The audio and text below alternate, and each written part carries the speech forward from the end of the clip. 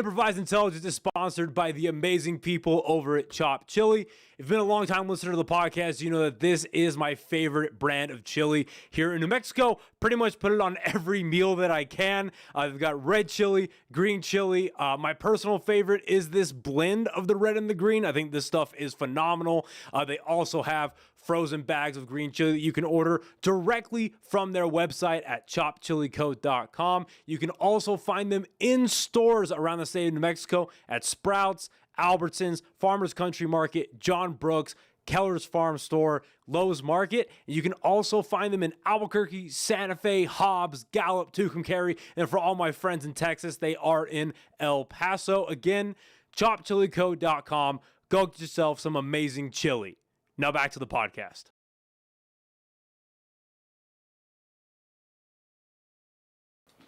Okie dokie. What's up, everybody? Welcome back to a brand new episode of Improvised Intelligence. I am your host, Noah Vargas. I think I figured out what the issue is on that intro and the ad spot, but I got to be honest, I haven't been able to fix it yet. So we'll get around to that. All right. So as the title suggests, right? I'm going to make sure I get some audio before I keep going. Do we have audio?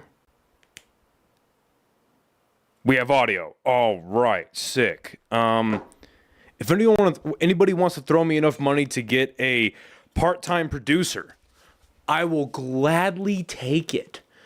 All right. So here, all right. I'm going to turn myself up a little bit. All right. Ooh, that's a little bit too loud. That's a little too loud. Okay, that's fine. Okie dokie. So, it's funny.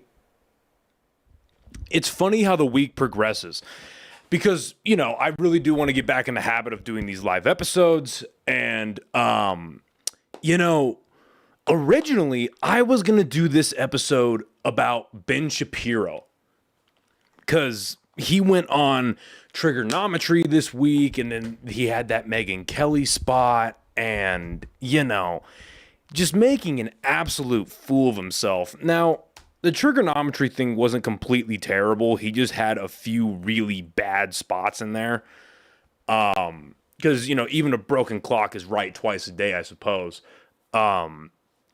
But yeah, I was originally going to make it about, I was going to do, shocker, another Israel episode. I was going to make the episode about Ben Shapiro. I was going to talk about how Trump, right? And actually, I might get into this a little bit because the core of this episode is going to be the Epstein files, but it's also, I really want to focus too on basically the demise of Trump's legacy and what this is going to do to the country and the Republican Party as a whole.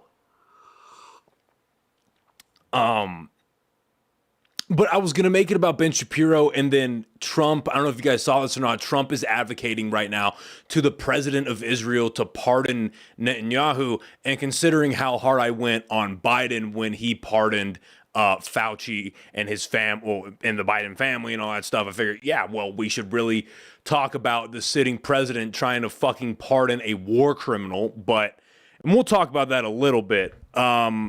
And also, I know I originally planned on going live at 9:30 this morning. I don't know if this happens to you guys, but my iPhone does this fun little quirky thing sometimes where it will, like, my phone will go off and it'll, like, show the screen of, like, the alarm. You know what I mean? But it won't make the alarm noise. So I woke up at 10:30, like 10:40 or whatever. And it just said what the alarm was. I'm like, great. I'm fucking 2 hours late to my own alarm. So that's why the show started late. Because this is going to be a long show. We're definitely going to go over an hour this morning. So good morning to everybody. Thank you for tuning in. If you're just waking up or starting your day, pour yourself a cup of coffee. You'll definitely need it for this one. If you're just ending your days, you're getting off a night shift, pour yourself a drink. Because you're going to definitely need one for this. This will be a great companion for a road trip, I'm sure. So thank you for listening live. Thank you for listening afterwards. And let's fucking go. All right. So I think it's important because we're going to get into the Epstein files. But I think it's important to give some context. So, and I was really debating yesterday because I stayed up late last night, not just researching, but trying to figure out how do I order this? Like, do I do it with severity? Do I do it in a timeline, working forward, working backward? Like, how do we do this? I got some people in the chat. My buddy Taggle, Evan, what's up, buddy? Danny, what's up, dog? Good to see you. Great podcast with Danny. He's going to come out here in a few weeks. Very knowledgeable guy, film nerd like me, but like he's actually doing the thing. So shout out to Danny. All right. But like, how do we go about this, right? So we're going to go through this in chronological order. I'm not going to... At least the context is going to be in chronological order. And then we're going to go into the actual emails that I pulled and the files that I pulled. And then we're going to relate it back. I'm going to be calling back to this timeline because all of these things kind of wrap around. And I'm not going to give a extensive background on Jeffrey Epstein because that's a 3-hour podcast on its own. I'm going to give you the bullet points of what I think are important. If you do want to see a comprehensive breakdown, I highly suggest you go see Sagar and Jetty. He did an episode on Flagrant, and he did an episode on Tucker Carlson breaking it down. Daryl Cooper did a really good job breaking it down, Tucker Carlson. There's been a lot of breakdown podcast episodes that focus specifically on the backstory of Jeffrey Epstein that start from basically when he graduated high school to when he died. I'm not going to do that. There's just a couple of things that I'm going to pull out in relation to people that are involved and his backstory, so on and so forth. Yeah. And then we're also, obviously, with the title of the episode, we're going to relate this back to the legacy of Donald Trump because I think that's super fucking important. I'm just going to check the live chat one more time, and then we're going to fucking dive into this shit. So, again, if you're watching, we got 9 people. What's up, everybody? I'm sure there's some new listeners in here. Please like the stream, subscribe, all that stuff. It really does help. I promise you this is going to be a good show. This is worth listening to because I did my fucking research, ladies and gentlemen. All right. Whew. All right, so, again, keeping this all around the Trump legacy surrounding the Epstein files. All right, so let's give a little backstory to Jeffrey Epstein, all right? We're going to start at his first arrest on June 30th, 2008. Now, people debate whether or not it was really an arrest or if he was just, like, apprehended or whatever the fuck. I saw some weirdly... I've seen and heard some really weird detailing, but just for layman's terms, he was arrested and he pled guilty in 2008 to procuring minors for prostitution. Now, I have some more details that we're going to get to this towards the second half of the episode, but again, right now, we're just going to get into the bare minimum stuff, right? Just to give you some context, some backstory, so when we get into the nitty-gritty of it, you have some understanding. So, he's arrested in 2008. He's given a sweetheart deal, 18 months at the Palm Beach County Stockade in Florida. Now, what is interesting about this is that 3.5 months into this jail time, because you got to think this place that I just said, Palm Beach County Stockade, like Club Fed is basically where he goes. Like super easy detention center, nothing crazy going on. Think about like the end of Wolf of Wall Street. That's basically where he goes. And then, just a side note for everyone listening, if there's any audio issues, I think I figured it out, but if there's any audio issues during the stream, if you can hear my fan too much, please drop it in the chat and I will change it. This is live and I'm my own producer, so I've got nothing but time. All right. So 3.5 months into his stay at the Palm Beach County Stockade, he's allowed like leave for work, quote unquote. So he can leave. He's able to leave the facility 12 hours a day, 6 days a week. And he only serves 13 months of the 18 months that he is sentenced. So what was he doing when he was leaving? Obviously, right?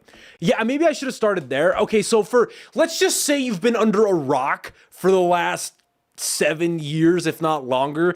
Jeffrey Epstein is the world's biggest pedophile and sex trafficker, and he specialized in minors, women specifically, under the age of like 16, going as young as 12 years old, serial pedophile, serial, I'm going to be dancing around a few words, especially in the back half of this episode. I don't want to get this shit flagged because I really am trying to build this channel. Serial sexual assaulter. Let's put it that way. Deep into intelligence communities, well connected, as we're going to see here later in the episode. A very, very bad guy. I'm going to close my door real quick because my voice is echoing. Give me 2 seconds.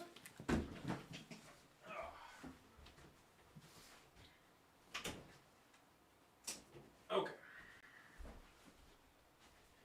Yeah, so if you didn't know who Jeffrey Epstein was, very bad guy. Okay, so anyway, so when he gets this sweetheart deal, it is given to him by Alex Acosta. Now, at the time, Alex Acosta is the U.S. Attorney for the Southern District of Florida.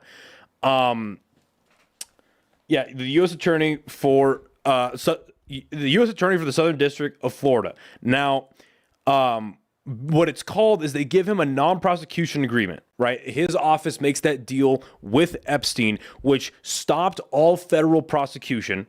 And the big thing that got Alex Acosta in trouble, outside of the fact that there was a lot of criticism surrounding this, because they're like, hey, this guy's a really bad dude. Why are you letting him off so easy? And he made some kind of deal, obviously, with Acosta's office.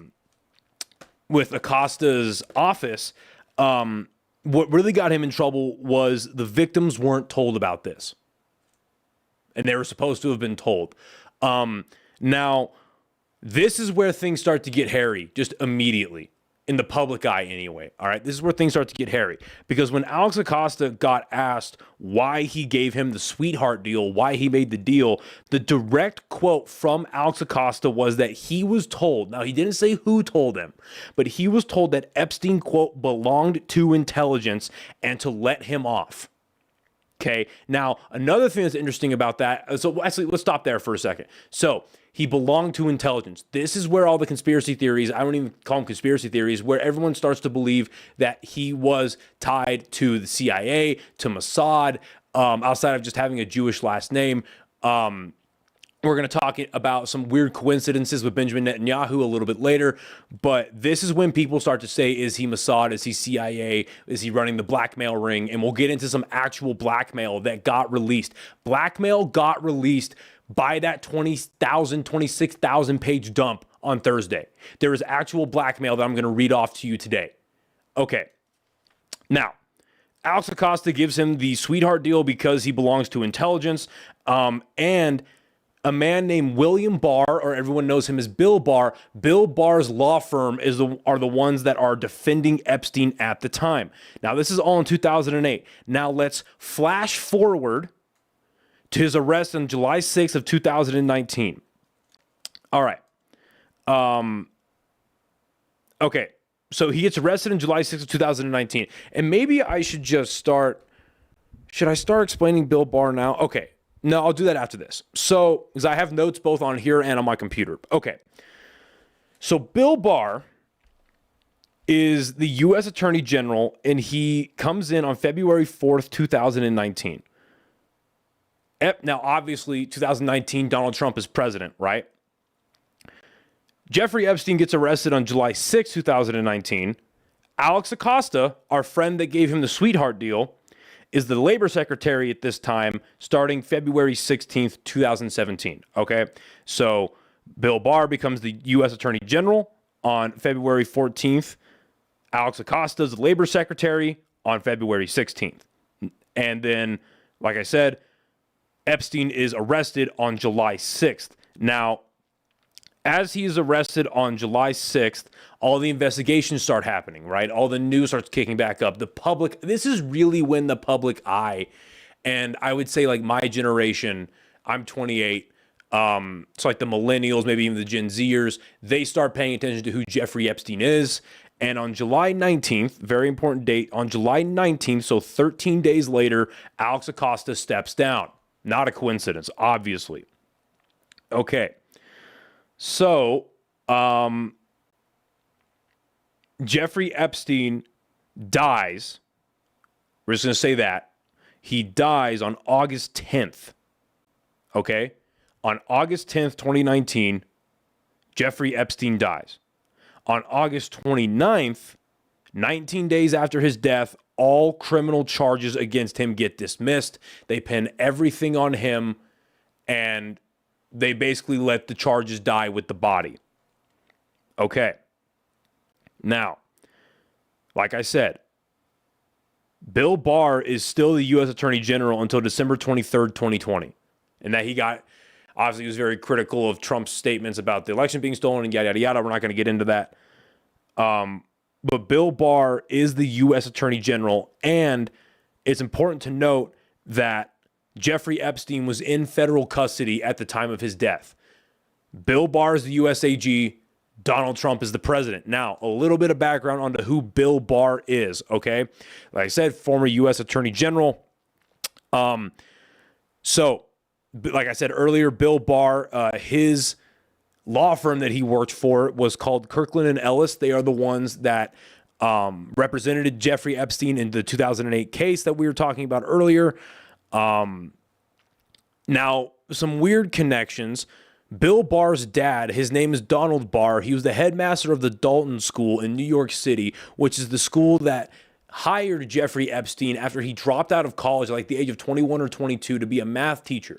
Now, this is like a high-level school, like Ivy League level school. Very hard to get into, very hard to get employed there, and randomly Jeffrey Epstein gets picked to be a math teacher there.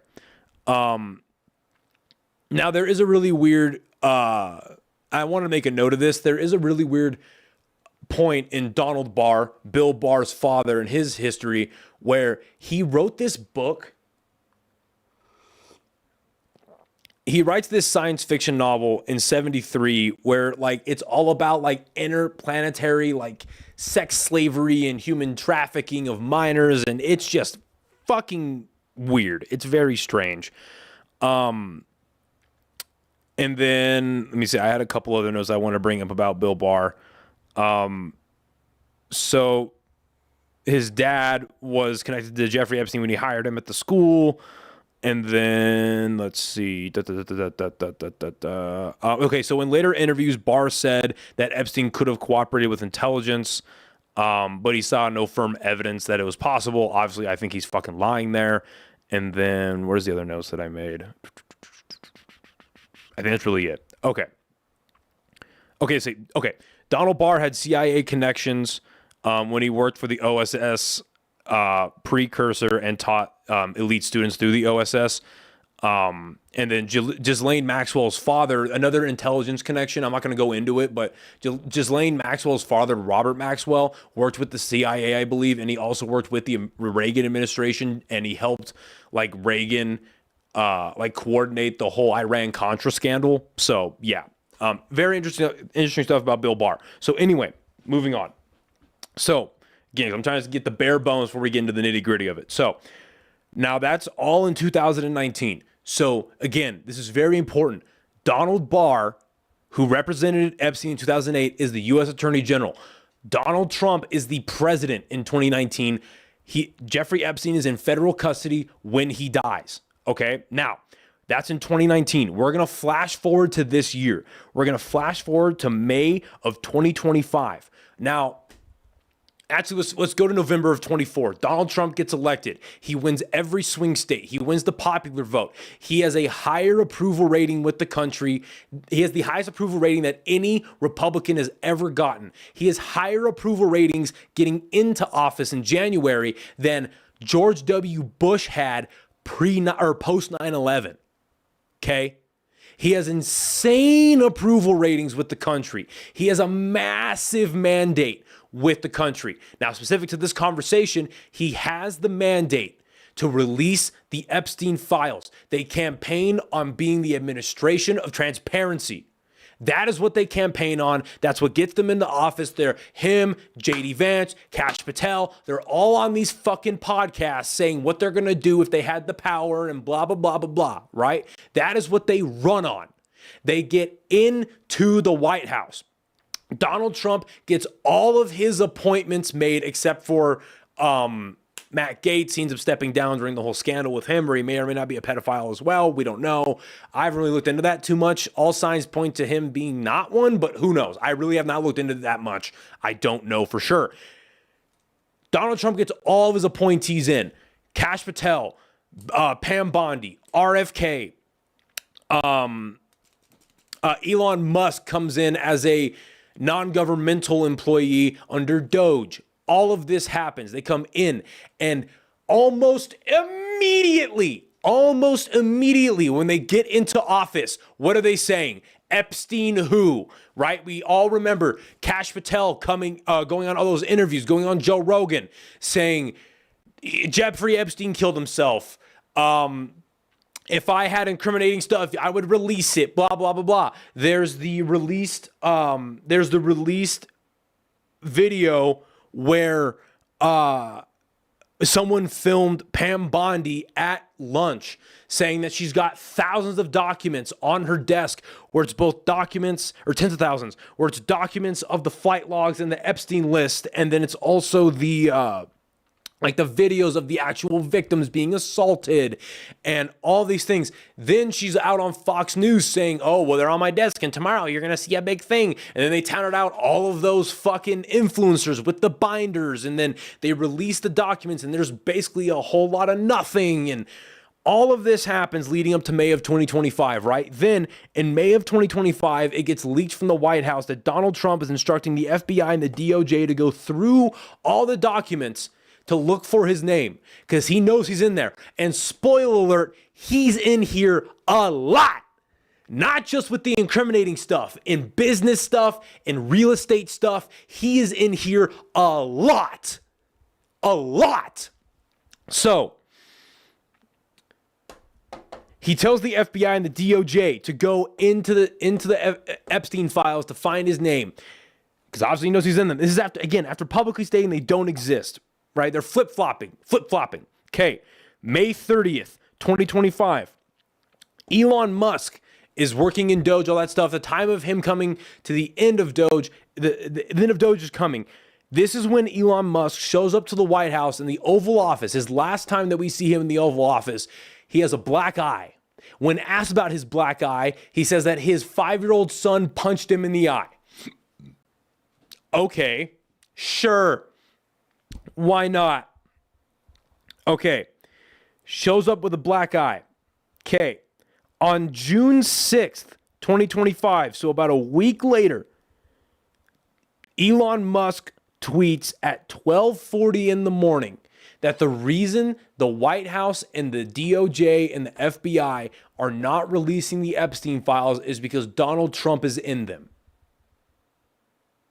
Now, he did retract these statements in a tweet on June 11th, so 5 days later. He does retract his statements at 3:04 a.m., saying that he said some inflammatory things and he regrets what he said about the president. Now, here's the thing, right? Here's the thing. He knows, to call Elon Musk chronically online. Damn, 21 viewers. What's up, everybody? Hope you're all enjoying the show so far. 24 viewers. Let's fucking go. All right. Please subscribe to the podcast. Help me out. Anyway. All right. So to call Elon Musk chronically online is an understatement. Okay. He knows exactly what he was doing when he tweets this out. He knows what was going on. Okay, that's not just a I'm gonna troll. It's like, no, none of the Doge stuff is going through. My plans aren't being allowed to happen because, again, none of the Doge cuts even happen. I know he just went on Rogan saying that the Doge cuts were gonna happen. They're not going to. They're not going to. Okay, he said a lot of good things on that episode, but he just flat out lied about that. Anyway. So he tweets on June 11th that he retracts those statements. Now, that's in June. Now let's go to July. July 6th, a month later, the DOJ officially announces no files. The DOJ comes out and says, no Epstein files, nothing to see here, case closed. July 7th, a day later, Netanyahu makes his third trip of 2025, makes his third trip to the White House to basically celebrate all the bombings in Iran, and I'm sure there's some Epstein talk there too, okay? That's on July 7th. Flash forward to August, a month later. Trump then orders Speaker of the House Mike Johnson to close Congress. early recess.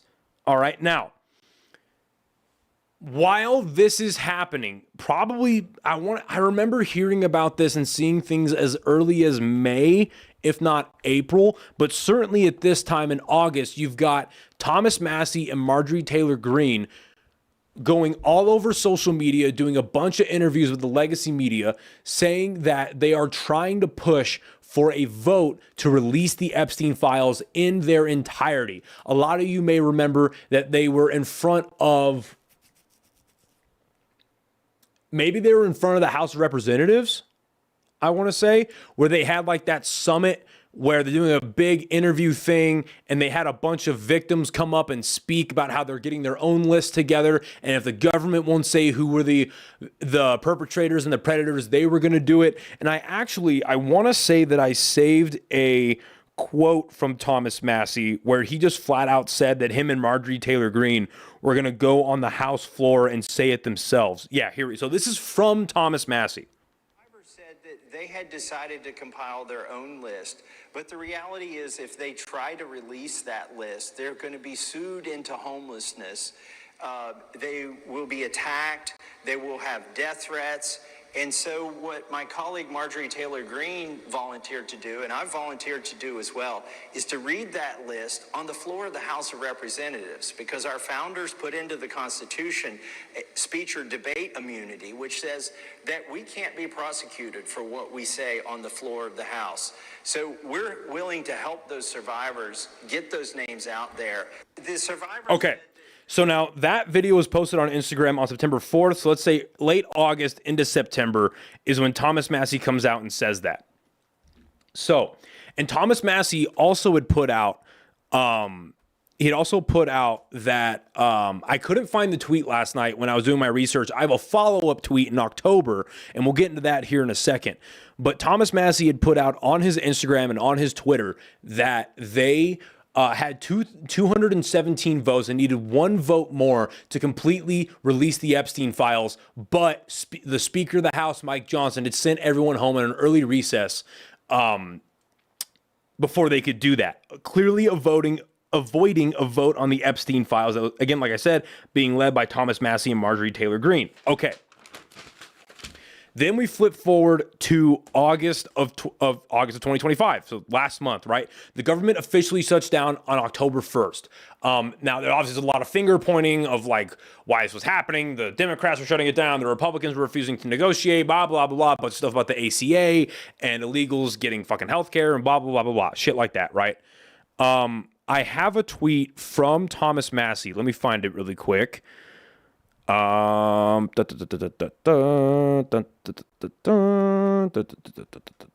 have a tweet from Thomas Massie. Here we go. Okay.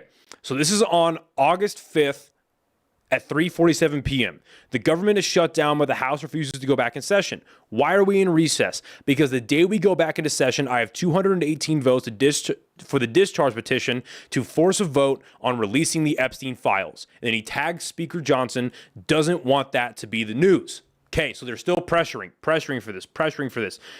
Flash forward to this month. The government ends up reopening on November 12th. Now, what I want to say is interesting about this is the government reopens 7 days after, it opens 8 days, so just over a week after the major elections on November 4th. We all know this. The Democrats had a huge night on November 4th, a lot of wins for the Democrats. If I were a betting man, I would just say the Democrats let the government shut down to keep going. So they say, hey, look at the Republicans. They're trying to fuck you. Blah, blah, blah. Now, obviously, and we'll get into this later with the legacy of Donald Trump, the messaging from the Republicans was absolute trash. It was terrible. So it was easy for the Democrats to dog walk them into this, right? Very easy for them to do that. And so they let this government shutdown prolong until they can win all their elections on November 4th, open it up a week later, right? Because they basically conceded on a lot of the things that they were like holding fast for, quote unquote, right? So the 7 Democrats flip on November 12th, they reopen the government. Now, from between November 12th 10th and November 12th, Donald Trump is tweeting like crazy. He's doing damage control into the 12th. And we're going to read a couple of these tweets that went up until the 12th and honestly, maybe even the 13th surrounding the Epstein files and him trashing Marjorie Taylor Greene and Thomas Massie. Those came out yesterday or Thursday. And then there were some pretty interesting things happening. So here's a tweet from Donald Trump. Now the Democrats are using the Epstein hoax involving Democrats, not Republicans, to try and deflect from their disastrous shutdown and all of their other failures. I will be asking AG Pam Bondi and the Department of Justice, together with our great patriots at the FBI, to investigate Jeffrey Epstein's involvement and relationship with Bill Clinton, Larry Summers, Reid Hoffman, JP Morgan, Chase, and many other people and institutions to determine what was going on with them and him. This is another Russia scam with all arrows pointing to the Democrats. Records show that these men and many others spent large portion of their life with Epstein and on his quote-unquote island. Stay tuned. Okay. The Democrats are doing everything in their withering power to push the Epstein hoax again, despite the DOJ releasing 50,000 pages of documents in order to deflect from all their bad policy and losses, and especially the shutdown embarrassment, where their party is in total disarray and has no idea what to do. Some weak Republicans have fallen into their clutches because they are soft and foolish. Epstein was a Democrat, and he is the Democrats' problem, not the Republicans' problem. Ask Bill Clinton, Reid Hoffman, Larry Summers about Epstein. They know all about him. Don't waste your time with Trump. I have a country to run. Well, he's running it pretty poorly. Okay. Now we go into the day that these get released on the 12th. Now, this is a really good Instagram page. When I'm doing my research, I have a couple of Instagram pages that I use to kind of like use as a jumping off point and go dig into things. And I just fall into rabbit holes and kind of just parse things out for myself. A really good page. Now, everyone knows about Real News, No Bullshit. If you don't know about that, please go follow them. They're great. Another one is OSIN T Defender. It's OSIN letter T and then Defender on Instagram. They're really good. Okay. Speaking to reporters earlier about the petition to release the Epstein files, receiving enough signatures tonight to move forward on the House floor, Representative Thomas Massie said that there was a, quote, intense pressure campaign from the White House to get Republican women to remove their signatures. Quote, they were scrambling over there to stop this. Massie also stated that besides the 4 other Republicans who joined him and the Democrats to push the petition through, multiple other House Republicans have quietly told him they intend to vote in favor of the resolution to release the Epstein files when it comes before the House, adding that he intends to hold a press conference with several victims of Epstein next Tuesday. Here's another post. Prior to the apparent unsuccessful meeting today between Republican Representative Lauren Boebert and Attorney General Pam Bondi, Deputy Attorney General Todd Blanche, and the FBI Director Kash Patel in the White House Situation Room.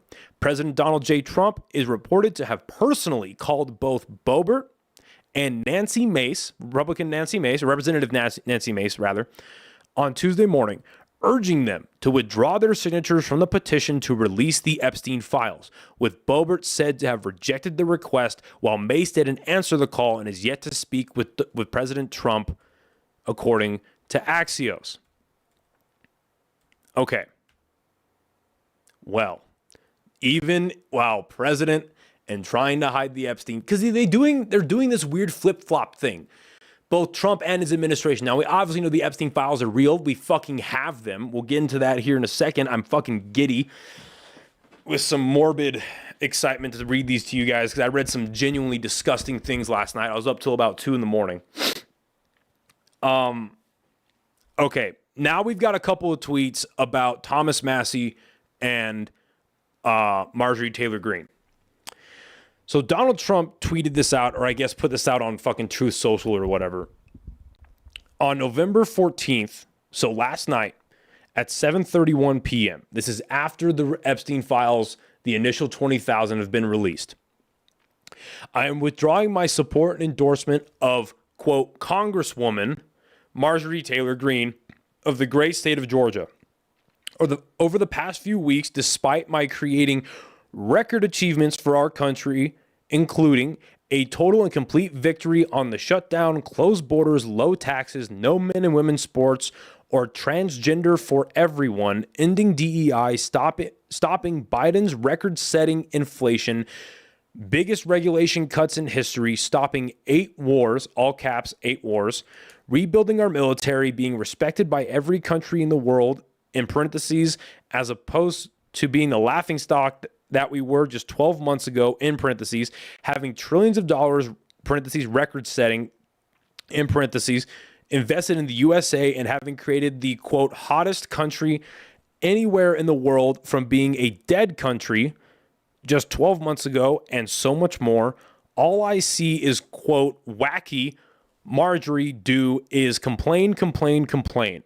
It seemed to all begin when I sent her a poll stating that she should not run for senator or governor. She was at 12% and didn't have a chance, parentheses, unless, of course, she had my endorsement, which she wasn't about to get, in parentheses.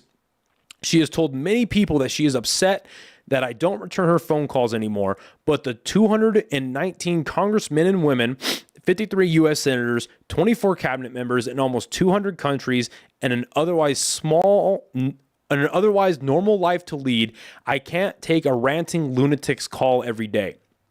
I understand that wonderful conservative people are thinking about primarying Marjorie in her district of Georgia, that they are too fed up with her and her antics, and if the right person runs, they will have my complete and unyielding support.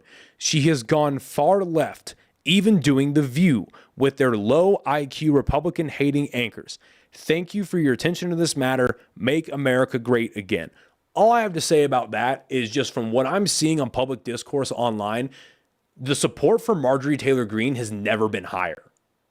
I mean, feel free to tell me I'm wrong, but her support has never been higher. Okay, now this is his little tweet he put out, or truth or whatever he put out about Thomas Massie. This is the only thing I could find so far. Did Thomas Massie, sometimes referred to, this is by Donald Trump, did Thomas Massie, sometimes referred to as Rand Paul Jr., because of the fact he always votes against the Republican Party, get married already? 3 question marks. Boy, that was quick. No wonder the polls have him at less than 8% chance of winning the election. Anyway, have a great life, Thomas, and question mark in parentheses. His wife will soon find out that she is stuck with a loser. Okie dokie. So everyone loves Thomas Massie right now. I've yet to see anyone have a hyper negative thing about him. The worst thing is like maybe he's a little too soft on immigration. But other than that, a lot of people love Thomas Massie, especially out in Kentucky. I don't think he's going anywhere. And whether he likes it or not, I'd have to assume he does a little bit. I'd imagine that Thomas Massie is teeing himself up for a presidential run here in a couple years, so we'll see. I do want to bring up this point because I think this is very interesting as well. Miriam Adelson, love that person. Miriam Adelson, huge Jewish donor, is putting north of $20 million. She is pledging north of $20 million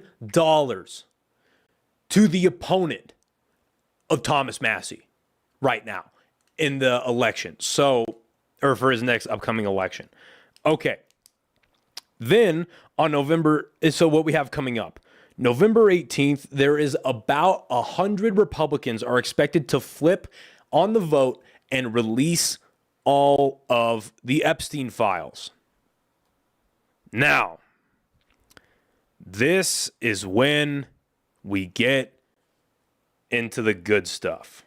I meant to put this up earlier. Here's the call-in line. If you guys are interested in calling in, I will pull up my Instagram if you guys are interested in calling in at all. But basically, we're about to fucking get into it right now. So let me see here. All right. I'm gonna pull up my Instagram. Oh, hey, maybe it's smart for me to fucking promote this on the actual podcast Instagram. Maybe that's a smart thing for you to do. So excuse me while I do that.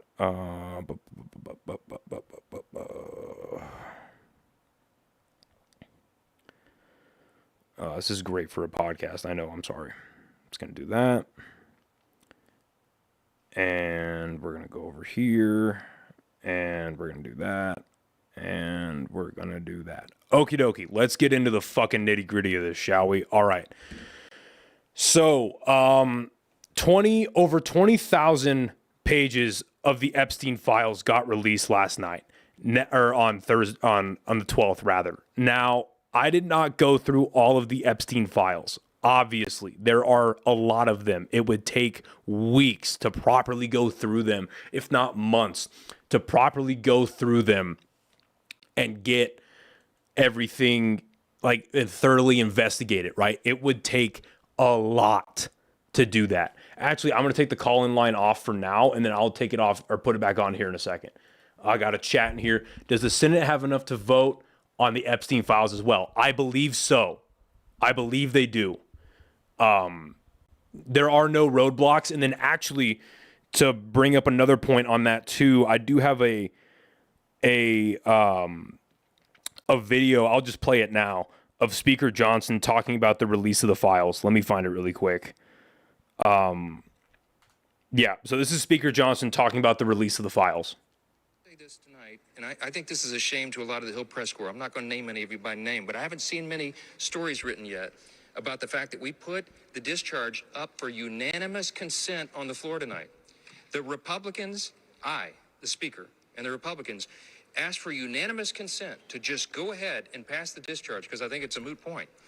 The Democrats objected to the unanimous consent. Nobody's written a story about that. That's stunning to me. How can you miss that? If it was about transparency, if it was about full disclosure, there's two questions you should ask every Democrat in the House and Senate. Why didn't you bring this up during the 4 years of the Biden administration when the Biden DOJ had all these records the entire time? Nobody ever said a word about it. They didn't care. Now it's the biggest thing in the world. Didn't matter at all when Joe Biden had the files. And secondly, if they're for transparency, and they really want all this to be out, and there's such this urgency, then why did they vote down the unanimous consent to pass the discharge petition tonight? I can't answer that question, but they should, and every one of you should ask. So I think that's a good point. I mean, and we know why, because Democrats are involved, and they obviously want to use this as a political tool. And I was going to get into this later, but like let's not mince words here. You know, let's be perfectly honest. What we're about to read and what we're about to get into is all surrounding and involving the biggest sex trafficking ring that we know of that compromises people in the American government, the Israeli government, the Russian government. It's specialized in minors, specifically women under the age of 15, and it compromises a sitting U.S. president and a lot of Democrats. And it's just some ugly shit. And they're using that as a political pawn. Keep that in mind when we're reading these emails. Now, again, I haven't read through everything. I'm going to read some emails that I did pull out. I'm going to pull up a couple of articles that are going over this to provide some extra context. And then at the end of the show, we're going to play a fun game called Let's Pick a Random File and See What It Says. All right. Okay, let's get into it. Now, we're going to go in chronological order from earliest to newest. And of course, this first one is on... Okay. This first one is on April 2nd, 2011. Yeah. April 2nd, 2011. This is from Jeffrey Epstein to Ghislaine Maxwell, the woman that was procuring. She's currently locked up. This woman is primarily responsible for procuring all of the women for Jeffrey Epstein, trafficking and sourcing all of the women or girls, children for Jeffrey Epstein. This is from Jeffrey Epstein to Ghislaine Maxwell, April 2nd. I want you to realize that that dog that hasn't barked is Trump. Victim names redacted. Spent hours at my house with him. has never once been mentioned. Police chief, etc. I'm 75% there. So this is outlining that a victim spent hours at Jeffrey Epstein's house, assuming the one in New York, with Donald Trump, and calling Trump the dog that hasn't barked. So he's known about what's going on and he's not saying anything. Next email. This is on, now I couldn't find the larger email. I was only able to find this on social media, admittedly. I couldn't, because there's, again, 20,000 plus pages of documents. But this is from Jeffrey Epstein. This is on May 19th, 2014 to Peter Thiel. All I could find was the subject that said, "That was fun. See you in 3 weeks." All right. This is on December 16th, 2015 from Michael Wolff. Now, Michael Wolff is a journalist that's worked for USA Today and The Hollywood Reporter. He himself has said that he has spent over 100 hours with Epstein, interviewing Epstein, specifically on his relationship with Donald Trump. Okay, so this is from Michael Wolff to Jeffrey Epstein. "I hear CNN is planning to ask Trump tonight about his relationship with you, either on air or in a scrum afterwards." The reply from Epstein was, "If I were able to craft an answer for him, what do you think it should be?" This is the reply from Michael Wolff to Epstein. "I think you should let him hang himself. If he says he hasn't been on the plane or to the house, then that gives you a valuable PR and political currency. You can hang him in a way that potentially generates a positive benefit for you, or if it really looks like he could win, you could save him, generating a debt. Of course, it is possible that when asked, he'll say Jeffrey's a great guy and has gotten a raw deal and is a victim of political correctness, which is to be outlawed in a Trump regime." Now, if we flash back to that first political campaign, what was the messaging from Donald Trump? Spoiler alert, it was exactly that. That was the political messaging from Trump at the time. Okay. This next email is between Jeffrey Epstein and Larry, I don't know how to pronounce his last name. It's Larry Vizosky? Vizosky? Oh my God, come on. Sorry, my thing's zooming in too much. Okay, so Larry Vizosky was the primary pilot for Jeffrey Epstein on his Lolita Express, which was the PJ, the private jet that was flying the victims to and from the island. Okay, so that's what that is. Okay, this is from Jeffrey Epstein to his pilot. Monday, 4 p.m. to LSJ, that's the Little St. James Island, where all of the insanity, all the chaos, all the evil was happening. That's the island, okay? LSJ, Little St. James, that is the island. Thursday morning, pre-clear to Palm Beach. Sunday, 12, New York. Tuesday, Paris to 21, New York. 24, Santa Fe to March 1st. Now, Santa Fe, I'm from New Mexico. I'm from Albuquerque. Obviously, we all know here, but if it's not public information, he had the Zorro Ranch just outside of Santa Fe. That is one of the properties that he had. Excuse me. And then it says, this is from the pilot. "Our departure time of 4:30 will not be impacted since TFR expires 11:30 on Monday, FYI. Friday, Josh," I couldn't find out who Josh was, "left voicemail indicating Chevron should be present to present purchase agreement by midday Monday for your review. Thanks, Larry." And then this is from the pilot again. Monday, this is on February 5th, 2017. Monday, 4 p.m. confirmed. President Trump departs Monday at 11 a.m. This is February of 2017. Trump is already president. President Trump departs Monday at 11 a.m. TFR in place until 11:30 a.m. Monday, which requires a 24-hour notice for departure screening and a departure during TFR hours. TFR stands for temporary flight restriction. There's one more message here that I'm going to read just for holistic purposes. This is documented evidence that Donald Trump, at least this is what I would consider not a flight log. This isn't an email format, but like this would have been recorded in a flight log, and we know that Donald Trump is in the flight logs. We've seen those already years ago.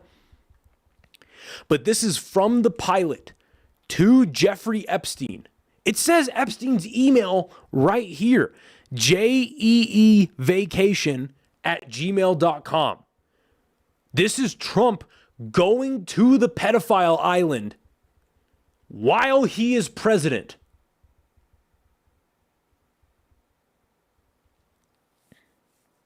Jesus, man.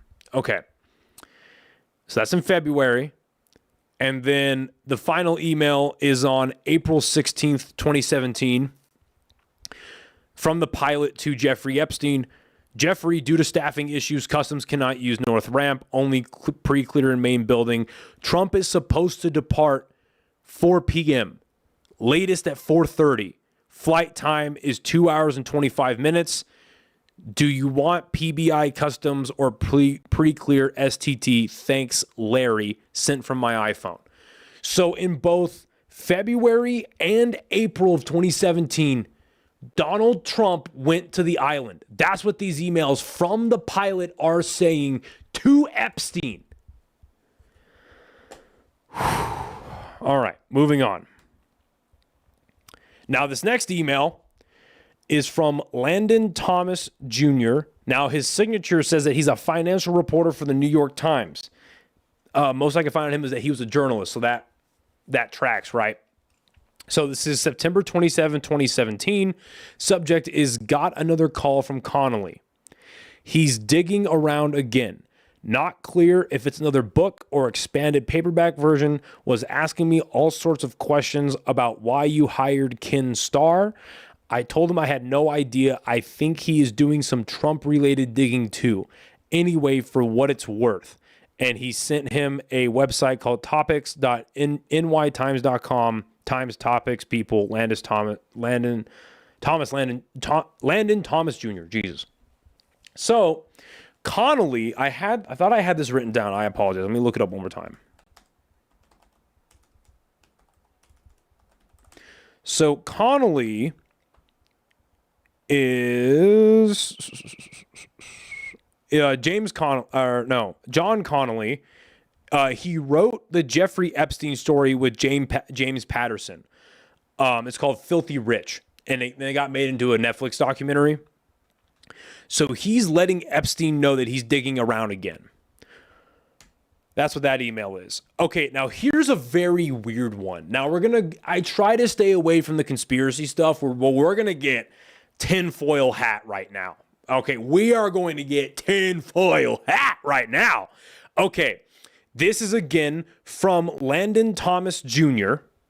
This is November of 2017 to Jeffrey Epstein. Now he's saying, God, it's such a weird screenshot that I found.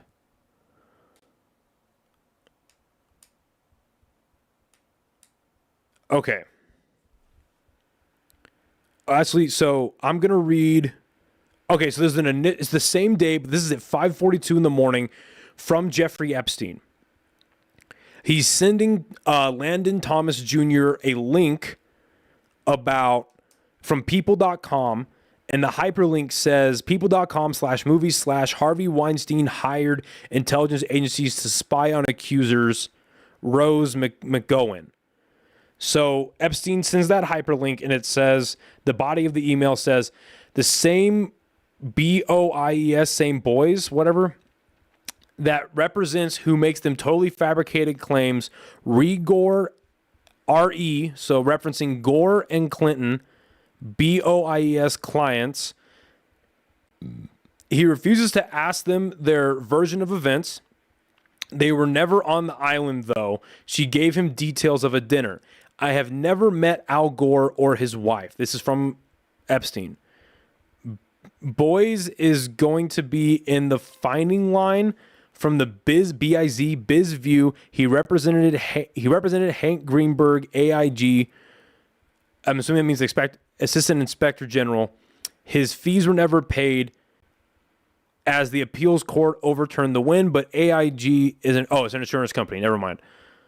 Phone only, please no. Yeah, that's weird. But the weird one is the reply from Landon Thomas Jr. to Epstein. I am more interested in Al-Walid / Saudi purge / Jared Axis.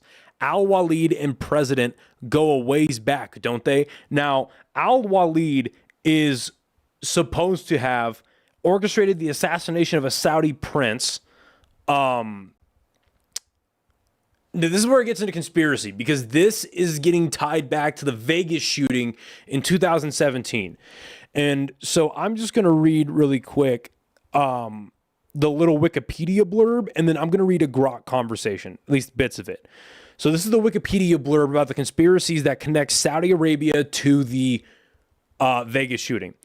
So from Wikipedia, it has been claimed by numerous unproven conspiracy theorists that Saudi Arabia had connections to the attack. Some theorists believe that the shooting was an effort to assassinate a Saudi prince, most likely Mohammed bin Salman, and that's going to be referenced later as MBS, who conspiracy theorists claim was staying at the Four Seasons Hotel, which occupies the top floors of the Mandalay Bay. It is allegedly able to be proven due to the 2017 to 2019 Saudi Arabian purge, which was approximately 1 month after the shooting. So the purge was a response when the shooting assassination attempt didn't go properly.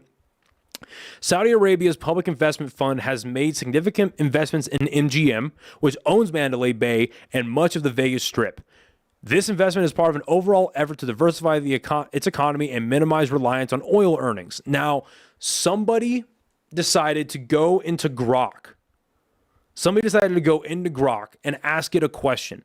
Was the Vegas shooting an assassination attempt on MBS, but Trump warned him? Shout out to all the 30 people watching. Please like the stream, subscribe. It really helps me out. Trying to build the channel. Oh, right. I got two new subscribers. Thank you, guys. Okay. So, somebody asked Grok, was the Vegas shooting assassination attempt on MBS, but Trump warned him? The theory that the 2017 Las Vegas shooting was an assassination attempt on Saudi Prince MBS, with President Trump allegedly warning him, is a conspiracy theory, but is circulated online, but lacks credible evidence. Then it goes into the breakdown of Stephen Paddock. This is like one of my favorite conspiracy theories. It's so obvious that Stephen Paddock didn't do this. And there's a video, I've been trying to find it, and I tried to find it last night, but every time this comes up, I try to find it. There's videos from the crowd looking up where you see, and they zoom in on the video, and you see where the gunshots are coming from, and there's two muzzle flashes on different floors.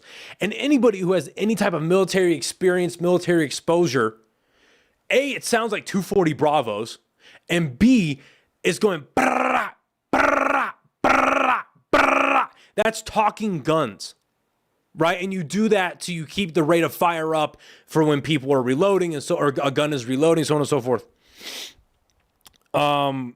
So someone asked that into Grok, and there's a point in here that I maybe wanted to get into, but there's so much on this that I don't. And it talks about how the FBI is saying that there's no connections to the Saudis, but then the guy goes, well, the FBI and the intelligence communities were definitely against Trump. So, Trump had taken down ISIS, so the Saudi Arabians should have been on Trump's side, and so on and so forth. I'm not going to get into all this. It's a very interesting Grok conversation. What I'm going to do, actually, is I'm going to put this...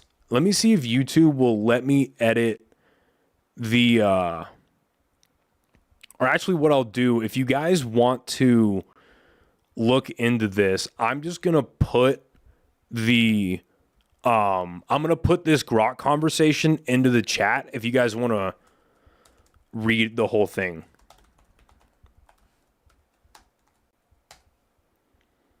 Yeah, if you guys want to read the whole thing, there it is in the chat. It's very interesting.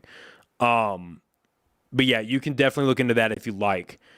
But it's just weird that a guy connected to Epstein was looking into the Saudi prince that or the guy that was trying to assassinate the Saudi prince. And that's just very interesting. Okie dokie. Back to the fucking Epstein files. Okay. Here's another very incriminating. Again, Trump is all over this. This is basically the indictment of Donald Trump. So, this is more evidence that Donald Trump is in the Epstein files. This is November 23rd, 2017. This is between Jeffrey Epstein and Faith Cates. Now, before I read this, who is Faith Cates? Faith Cates is the founder of Next Model Management. And now I should have said this, but I ran a lot of these sources and I ran a lot of these images through different AI platforms to like validate if these are real. And it turns out they're all fucking real because I pulled a lot of them from the files and I pulled a lot of them offline and blah, blah, blah, blah. But I asked AI, give me the connection between Jeffrey Epstein and Next Model Management, who Faith Cates was associated with. Now, I did look this up through some other sources, and it is being alleged that Faith Cates helped funnel underage models to Jeffrey Epstein. But when you look up because she was the owner and founder of Next Model Management. So when you look it up, this is what AI told me. Connections between Epstein and Next Model Management. Jean-Luc Brunel. Jean-Luc Brunel was a major figure in Epstein's orbit. Several reporting sources allege that Brunel, as well as Faith Cates, supplied girls to Epstein. Brunel co-founded Next Management Corporation. According to corporate records, Brunel and his brother were involved in the early formation of a Next Management Corp in New York. That said, Brunel's stake wasn't in total. In some sources, he owned about 25% of the Next agency. Brunel later founded MC2 Model Management in the U.S. with financial support from Epstein. MC2 was more directly tied to Epstein. As an example, Brunel's MC2 reportedly housed models in Epstein-owned apartments, and some of its operations have raised red flags in connections with Epstein's trafficking allegations. So obviously they're not allegations, right? That was the other thing too, where they tried saying that like when Ghislaine was arrested, they were saying that Epstein didn't traffic anybody. It's like, what? He was trafficking models to only himself? What? There are we've just gone over that, where there are other predators and perpetrators involved in all of this madness. Okay. Faith Cates and Next Leadership. Faith Cates is a longtime figure at Next Model Management. She founded it in 1989. Epstein allegedly dropped by Next New York's offices frequently, according to former employees. Financially, Epstein donated to charities associated with Cates. For example, his nonprofit gave $50,000 to a cancer fund connected to her family. Now, we all understand how these high-level charities work, how they're all basically money laundering and all that bullshit. Okay. Stephen Munchin's indirect link. Interestingly, in the late 1980s, Stephen Munchin, who was the U.S. Treasury Secretary later on, was listed in the corporate filings as the, quote, process agent for Next Management Corporation, the company that Brunel and his brother formed. All right. Models associated with Epstein. There are reports that some models linked to Next either dated Epstein or in his orbit. Alina Pusko, a former model with Next, was reported to have dated Epstein. I doubt that. Dated's a weird term, huh? Other Next associated names appear in Epstein's address book or flight logs per investigative reporting. One former Next employee said that she would field phone calls for, quote, Jeffrey Epstein at the Next office. So, very, very interesting shit. And the legal fallout was that Brunel was later under criminal investigation in France in connection with Epstein-related allegations. Okay. So back to the actual emails. So this is between Faith Cates, again, the owner of that modeling agency, and Jeffrey Epstein. This is November 23rd, 2017. Okay. Jeffrey Epstein writes, Hope today is fun for you. Faith Cates replies. Now, this is all on the 23rd, between the hours of 7:54 a.m. and 2:41 p.m. Epstein writes, hope today is fun for you. Faith Cates writes, fun. When are you back in New York City? Jeffrey Epstein, all next week. Faith Cates, okay. Dylan will still want to meet you, or Dylan will still want to see you, and I always want to see you. Where are you having Thanksgiving? Jeffrey Epstein, Eva. I'm assuming that's one of his properties in New York City. And then Faith Cates, that means Glenn, check out his red hair. Jeffrey Epstein, berries color for holiday. Faith Cates, he's such a snooze. Who else is down there? And then Jeffrey Epstein replies, David Feizal, Hansen, Trump. Faith Cates replies, have fun. This is November of 2017. The first Thanksgiving that Donald Trump is in office, he goes and has Thanksgiving dinner with Jeffrey Epstein.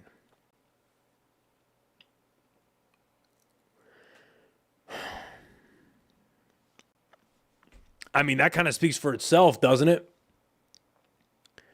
Like, if I'm a Republican of a good moral conscience, or if I'm a Democrat looking in to get the kill, that's where you start, in my opinion. Now, we have some other emails here that are interesting, but if I'm someone with a good moral conscience, regardless of what side of the political aisle I'm on, I hire a special investigator and I get Donald Trump. I get the sitting president in front of a fucking congressional committee. I get him on the stand under the pretense and punishment of perjury. And that's where I start. Was your first Thanksgiving dinner as a sitting U.S. president with Jeffrey Epstein? Do you have an alibi? If you weren't there, can anyone vouch for you? This is where I start. I get Donald Trump. I get a special investigator. I get Donald Trump. And obviously, we're going to learn a lot more on Tuesday when the rest of these files come out. But this is pretty damning evidence. Whew. All right, this is when we get into the really fun one. This is on March 21st of 2018, between the hours of 2:45 p.m. and between 9:37 a.m. Wait, wow, this timeline is kind of fucked up. Okay, between 4:32 a.m. and 2:45 or 2:54 dyslexia p.m. on March 21st, between Mark Epstein and Jeffrey Epstein. Mark Epstein is the brother of Jeffrey Epstein. And this just starts out with a banger immediately. Wednesday, March 21st, 2018, 4:32 in the morning. Ask him, whoever him is, we don't know. Ask him if Putin has the photos of Trump blowing Bubba.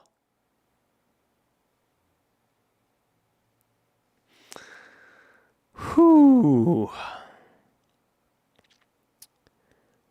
Jeffrey Epstein replies, and I thought I had TSURIS. I didn't even look what that means. TSURIS.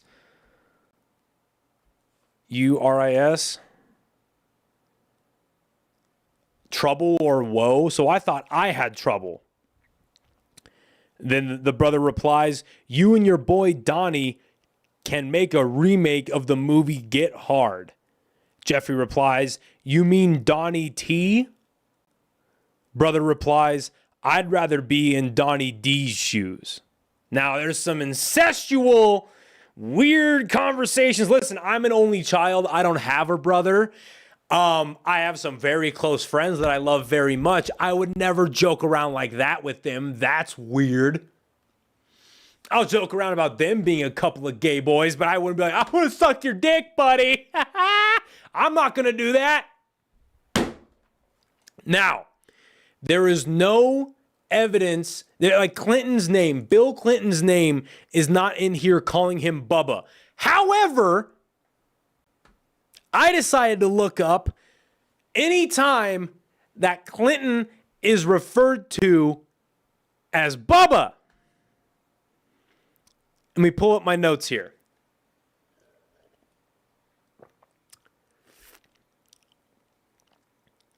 Okay. Notable examples and uses of Bubba for Bill Clinton. This is kind of a light one. Clinton's folksy manner and southern roots led him to being nicknamed Bubba. Here's a more definitive one. According to his biography, he was commonly referred to as Bubba starting around the 1992 presidential campaign.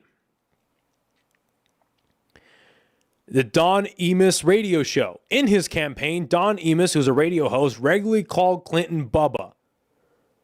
And then in a Washington Post opinion piece, Imus is quoted using Beavis and Bubba skits where Bubba, Bill Clinton, is characterized as a leering Arkansas hick.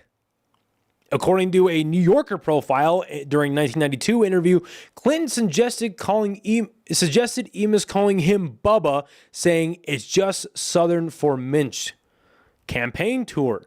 In Bill Clinton's 1992 campaign, there was a bus tour in Georgia dubbed the Bubbas for Bill tour. The name was apparently adopted by local supporters, Bubbas, painting Bubbas for Bill on barns, signaling a populist Southern appeal.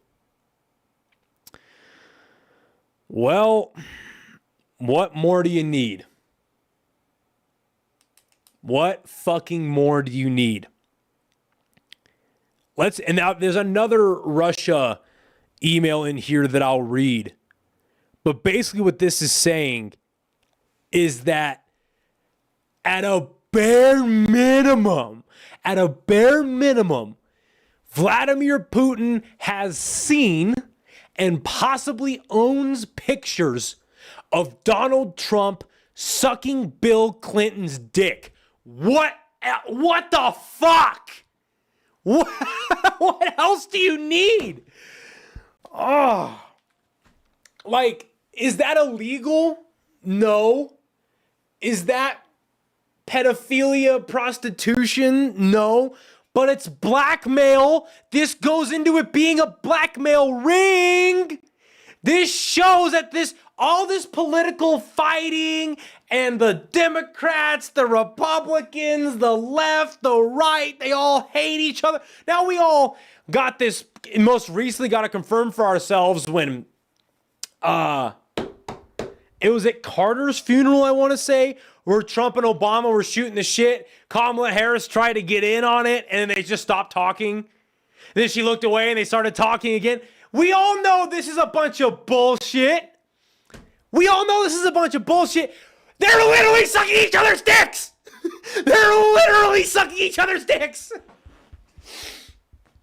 Oh. This is why. This is literally, this plays into my last episode that I did last Saturday. Oh, I'm losing my zen. Hang on. This literally plays into the podcast I was doing last Saturday when I said that Democratic parties, Republican and Democrat, political parties are gay. They're literally sucking each other's dicks. Oh, I can ruin the country more. Oh, you're so good at ruining the country. Oh, dude, this is... I see the live chats popping off, so let me take a look at the live chat really quick before I go further.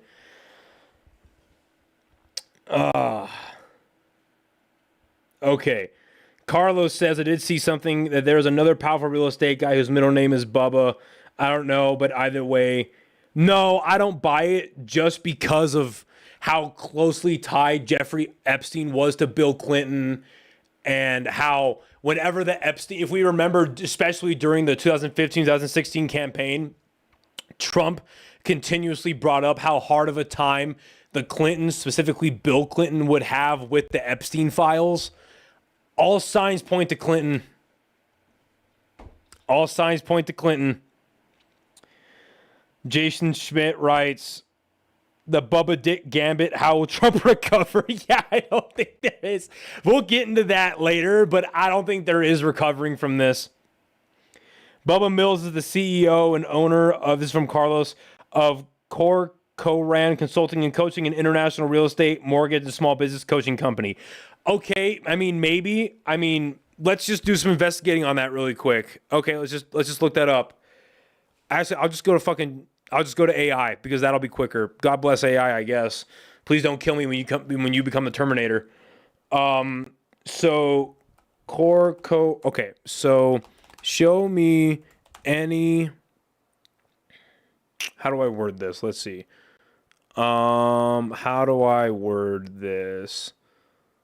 Yeah,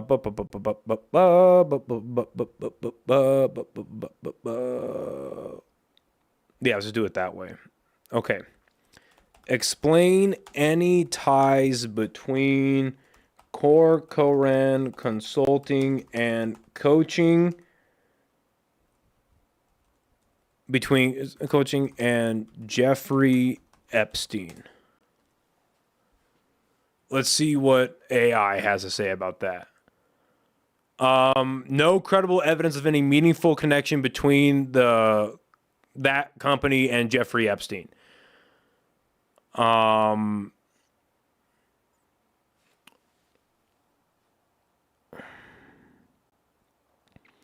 The only possible tie is that there's someone named Olivia Cochran, whatever, employed by Epstein Global, but it appears to be unrelated. According to Epstein Global's website, Olivia Cochran joined them in 2017 as part of the architectural studio.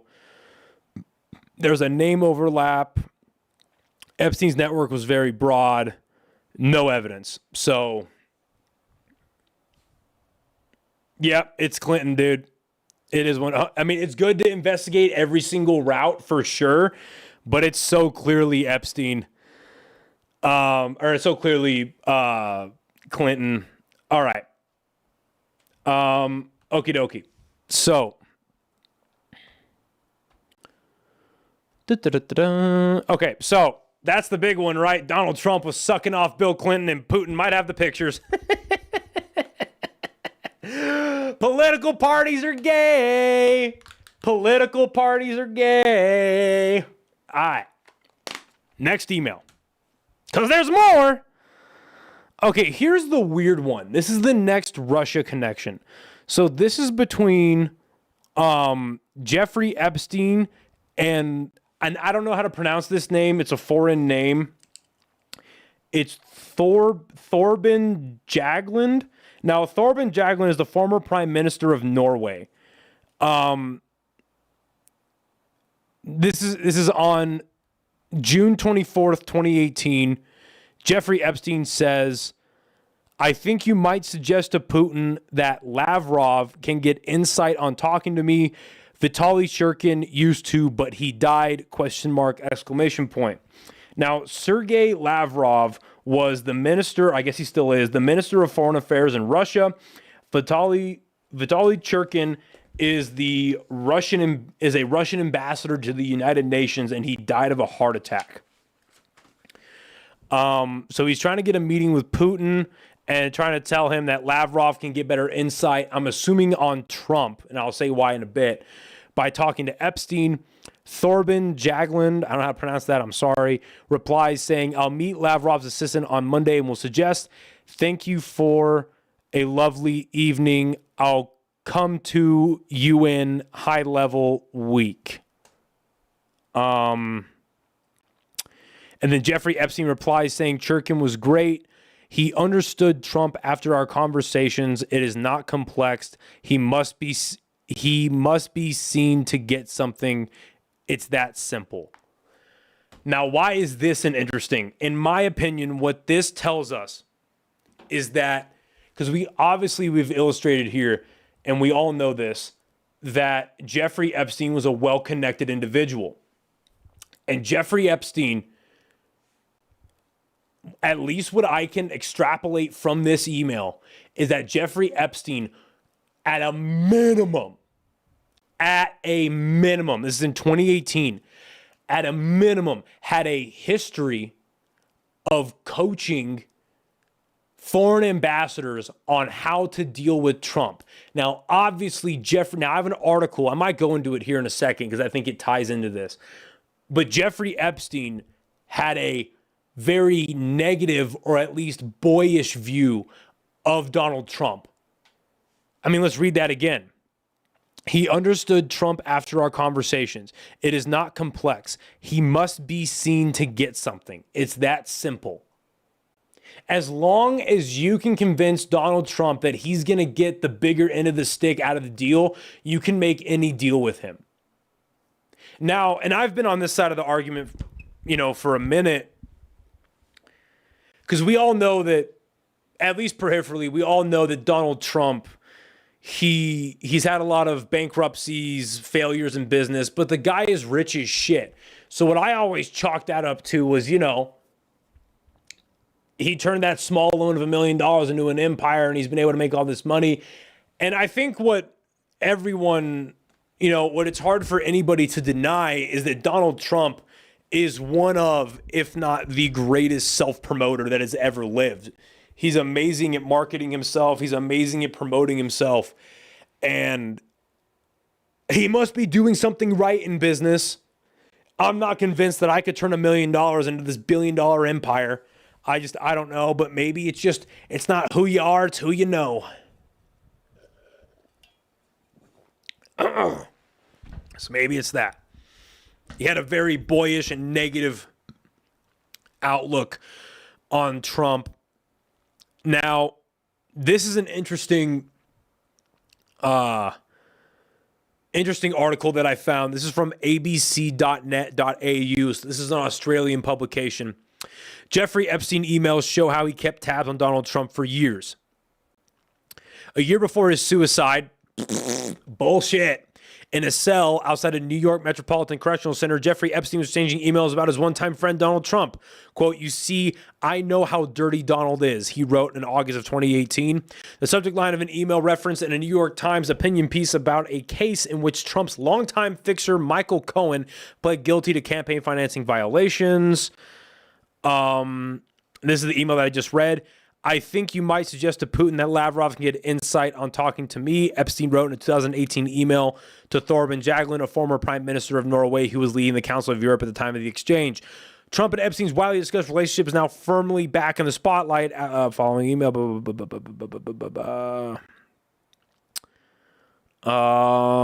was something in here that I read about how Epstein viewed him. Okay, we already read those emails. What Epstein had to say about Trump. Okay, nothing there. We've already gone over that. Crazy how my own investigation kind of pulls all this stuff back up. NBC. I actually haven't read this one. I think I'll read that one last, just because that's kind of like a summation, I suppose. Okay. So yeah, at a minimum, he's coaching Russian ambassadors and Russian officials on how to deal with Donald Trump. And just showing how connected this guy was, I can't imagine that it stopped at Russia. So, okay. Now, this is between Steve Bannon and Epstein. This is in December of 2018. This is December 22nd, 2018, from 8:21 a.m. to 3:48 p.m. These are more emails. This is from Steve Bannon sending Jeffrey Epstein a article from The Hill. It says thehill.com/policy/finance. Trump considering firing Federal Reserve chief after latest interest rate hike.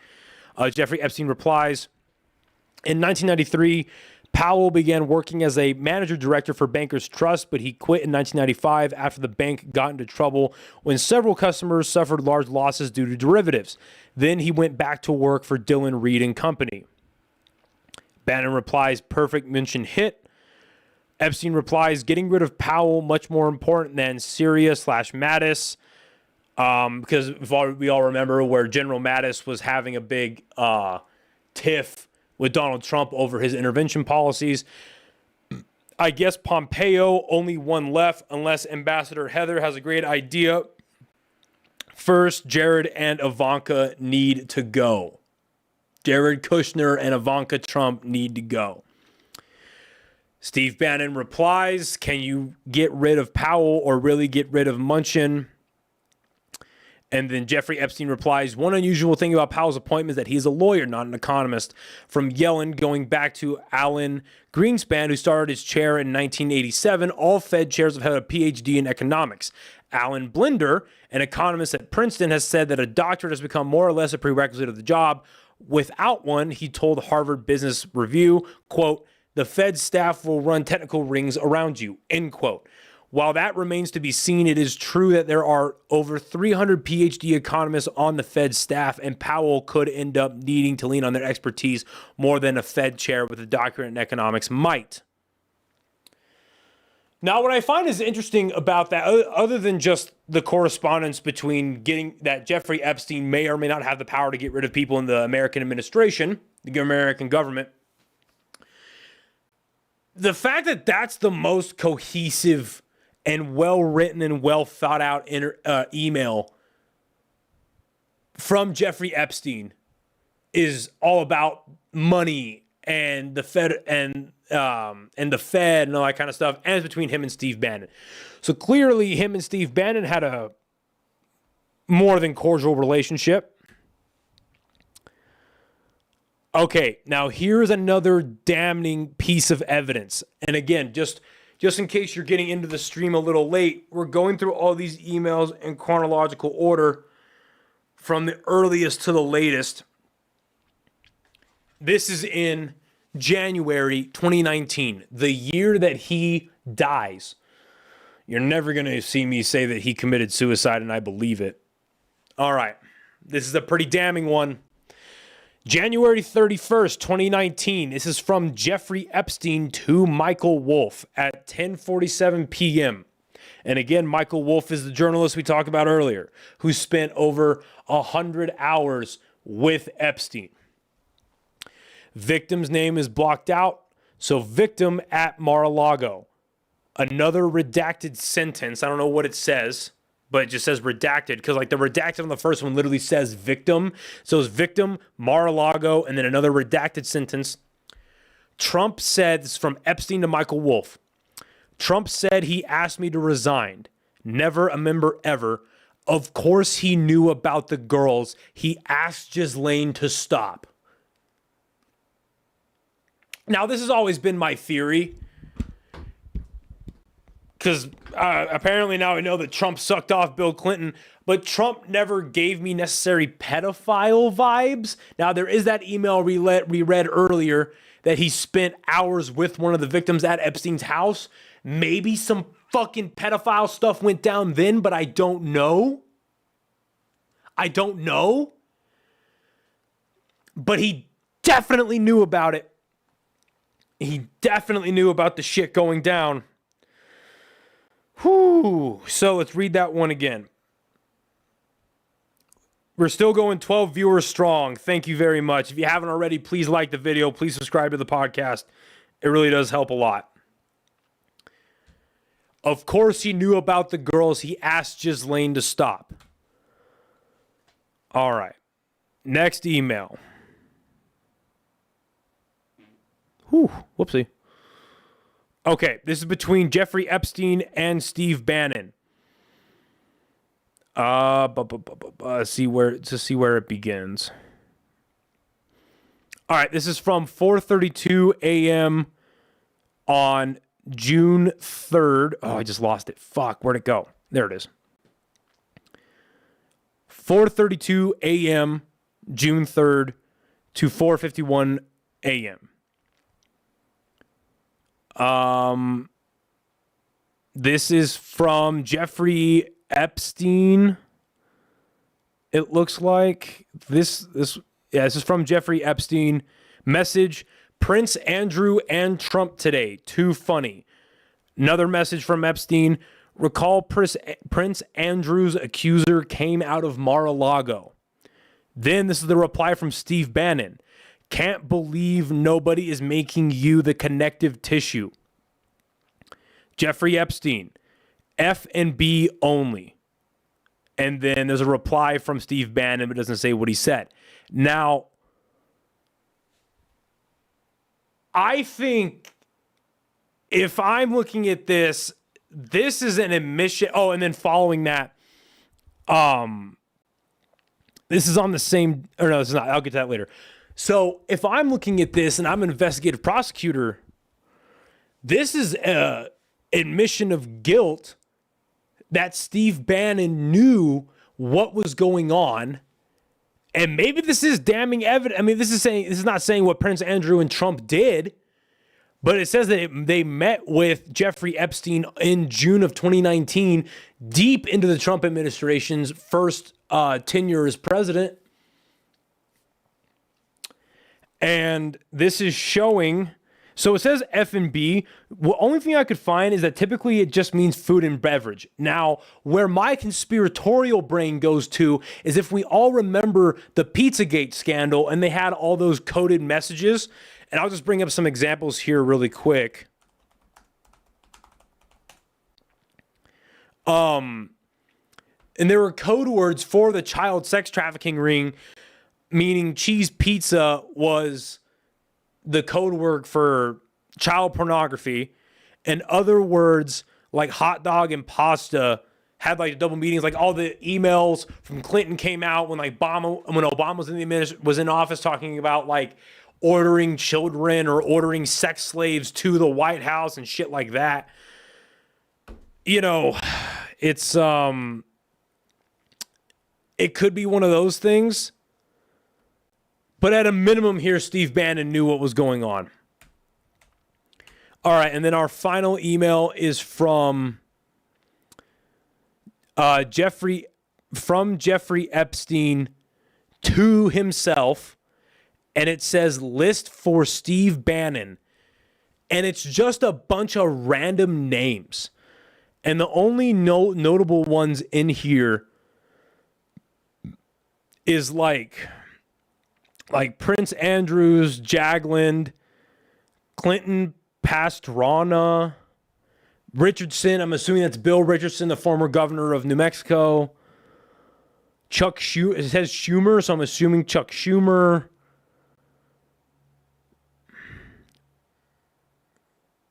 And then it ends with Rockefeller. So just a bunch of names. Who knows what the fuck that is? Okay.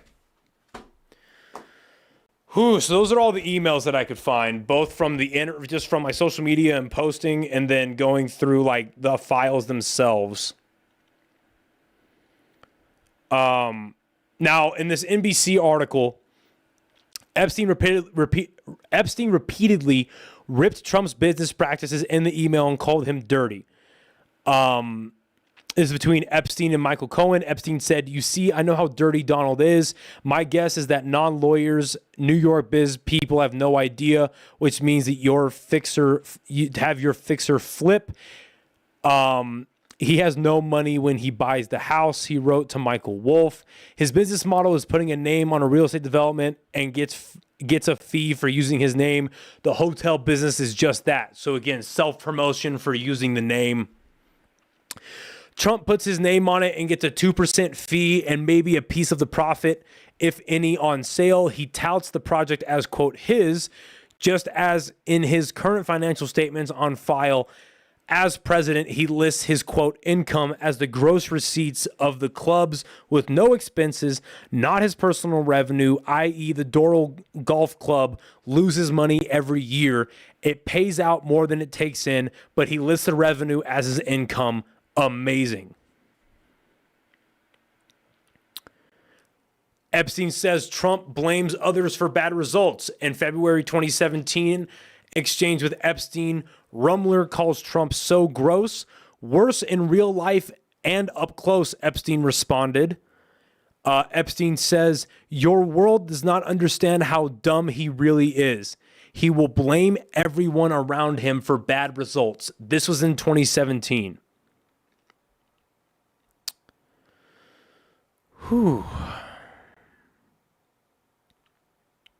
In a December 2018 text exchange with Epstein, someone whose name was redacted in the documents wrote, it will all blow over. They're really just trying to take down Trump and doing whatever they can to do that. Epstein responds, yes, thanks. It's wild because I'm the only one able to take him down.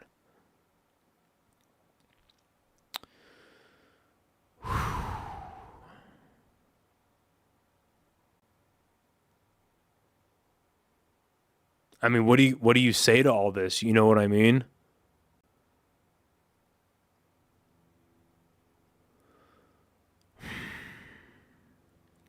Here's a last one that I'll read in this article. Immunologist Boris Nikolic told Epstein in one email, quote, met your friend Bill Clinton yesterday, meeting your friend Prince Andrew as he has some questions, re Microsoft. Epstein told him, you can tell Andrew we are friends. He replies to Epstein, I do not need anything from him. Epstein responds, yes, you do. You need to laugh and to have fun. He is good at that. He's great fun. Oh. I mean, what the fuck, dude? Like, what the fuck do you say? What the fuck do you say to all this?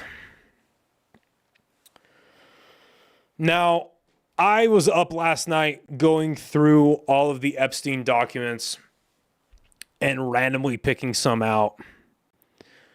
And I made some notes, and honestly, I just stopped making notes because it just got so disgusting. Now, this is from a statement of facts from 2002 to 2005. And this ended up leading to the 2008 arrest, where he got the sweetheart deal from Alex Acosta. Now, I didn't make notes of everything because they, in these Epstein documents, they go into explicit detail on some of the sexual assaults that Epstein did to these children. And I'm not going to read that on air. And honestly, it was just fucking ugly to read. Myself, it was just absolutely ugly to read. Shout out to the 14 people watching. Thank you for your support. Love you very much. Thank you very much. All right. Okay. This is in the statement of verified facts. Epstein paid $200 to $300 per girl. 70 victims in one instance. There was about 40 of them at the West Palm Beach estate in Florida. He assaulted these victims hundreds of times each, and there's graphic detail of what he did. There's a woman that's described as a woman believed to be Jeffrey Epstein's assistant that was bringing the victims to Jeffrey Epstein. That's, of course, Ghislaine Maxwell. Victims said that this was kind of funny. So there's a victim that believed that he was on steroids because he was a, quote, built guy and his wee-wee was very tiny. Now, it's funny. It's like, the pedophile has a tiny penis, but the fact that the verbiage, the direct quote was wee-wee, very tiny. These are children, man. These are kids that are getting assaulted here. Jeffrey Epstein had a live-in sex slave named Nadia, and he sexually assaulted minors in front of her. He had a household employee named Alfredo Rodriguez that stole a journal from Jeffrey Epstein's computer that described the sexual assaults at all the locations, including Michigan, California, New York, and Florida. He called it the Holy Grail. Alfredo, the assistant. Also in the Epstein files, this is separate from the statement of verified facts or undisputed facts. Yeah, statement of undisputed facts.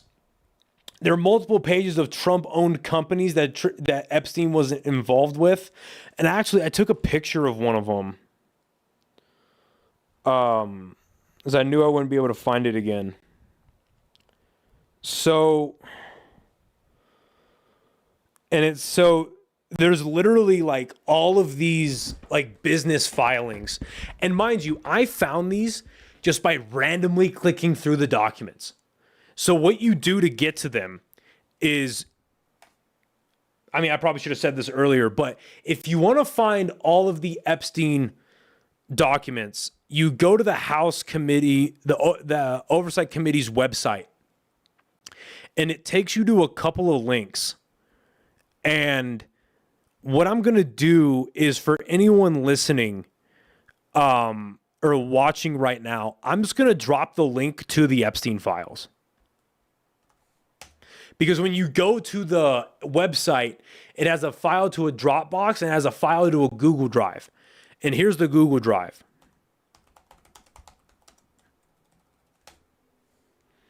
So if you click on that, I'm verifying it. It takes you to the Google Drive where it says text. Now, if you click on the text, it has two things that take you nowhere. Like, it's a downloadable thing, but it wouldn't work on my computer. Then it takes you to a file. It's a file called natives. Then you go to a subfile called 001. And it has all of these documents that say House Oversight. And I just randomly clicked on one, and it says, watch, it says, Top 100 Palm Beach accounts by average monthly consumption for the fiscal year of 07 to 08. And I actually had this down as a note earlier. And it shows Donald J. Trump, his address, 1100 South Ocean Boulevard, and the average monthly bill is $9,826.33. So that's listed on there. But there's like a bunch of pages where it shows like all the expenses, and then it shows like these shell companies, and I took a picture of one of them so I could find it easier. And it says the filer's name is Donald J. Trump, and it shows just a bunch of shell companies like Donald J. Trump Enterprises LLC, Donald J. Trump Enterprises 2 LLC, Donald J. Trump Enterprises 3 LLC, DSN Licensing LLC, DSN Licensing Member Corporation, DT APP Warrant Holding LLC, DT APP Warrant Holding Management Member Corporation. Just a bunch of shell companies over and over.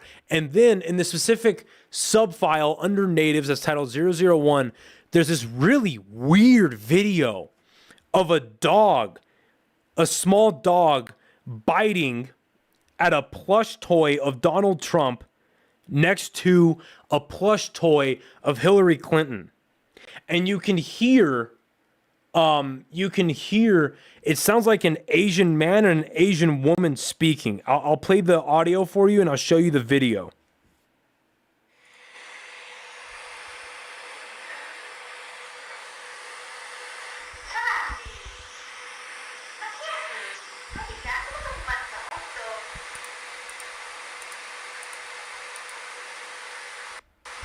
I don't know if the audio came through very well on the voices, but I'll show the camera really quick. I'll show the video one more time. It's very weird.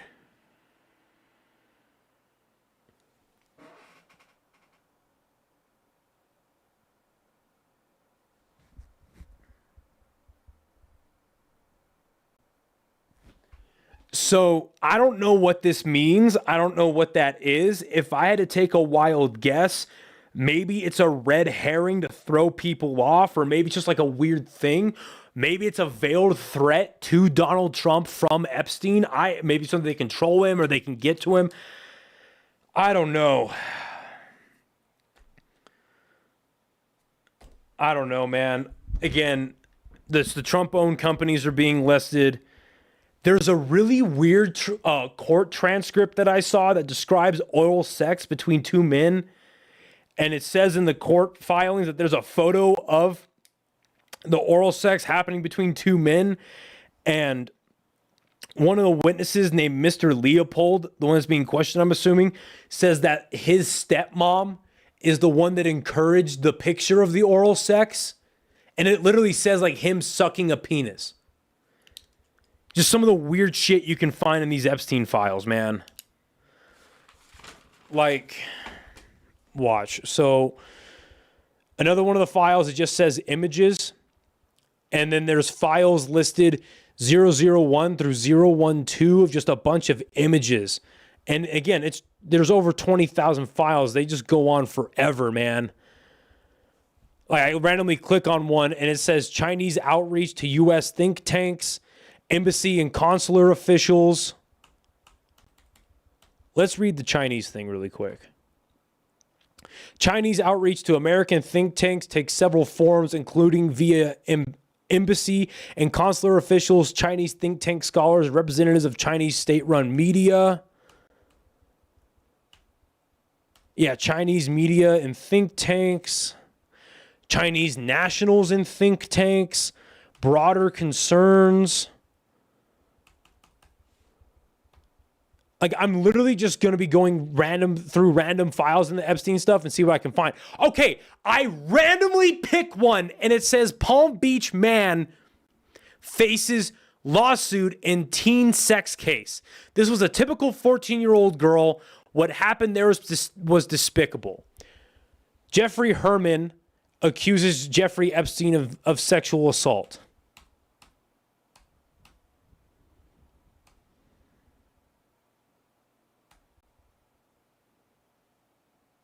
I'm reading all these files before I say them out loud because I don't want to get this shit flagged, but there's a lot of redacted stuff in here. Titles: Jeffrey Epstein, child prostitution. Epstein brings girls into his home. Redacted describes as a mansion on the east side of Manhattan and then has them give him massages in a spa-like room.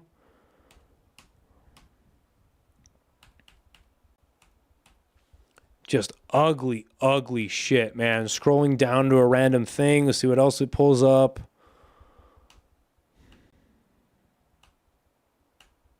Bunch of documents, bunch of, let's see what this is called. This is a accomplishment report. Looks like bank filings and like court filing stuff. Let's see what else we got in here. Let's go to another file.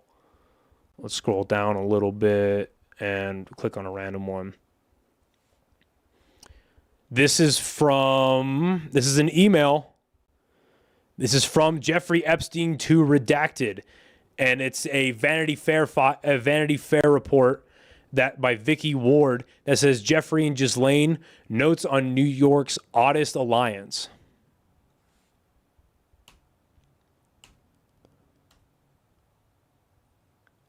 To Thomas Landon. From Thomas Landon to Jeffrey Epstein. Do you know anyone /fund out there who will make an early investment call on the Middle East going to hell and load it up on oil futures or some such to take advantage? Jeffrey Epstein replies, I know a few, I'll ask. So he's involved with the fucking Middle East too.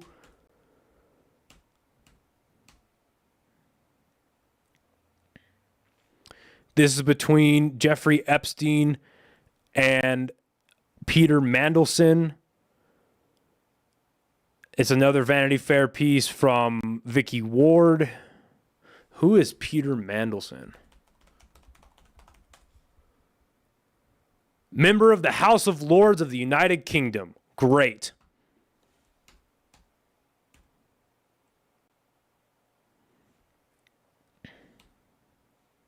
There's an article in here by William Quandit called The Israeli-Palestinian Conflict Now.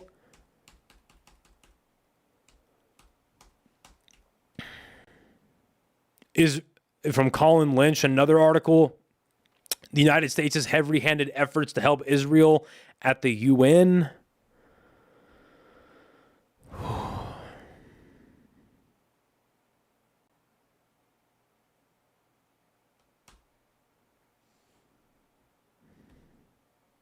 I'm just going through a bunch of emails.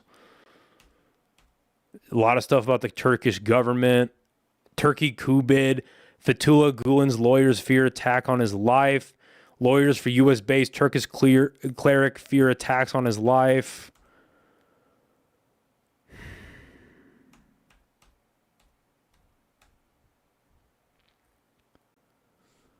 All right, well, another email that says Trump. Let's see what this has to say.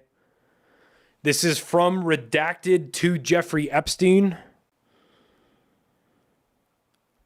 Someone named David. Let's see.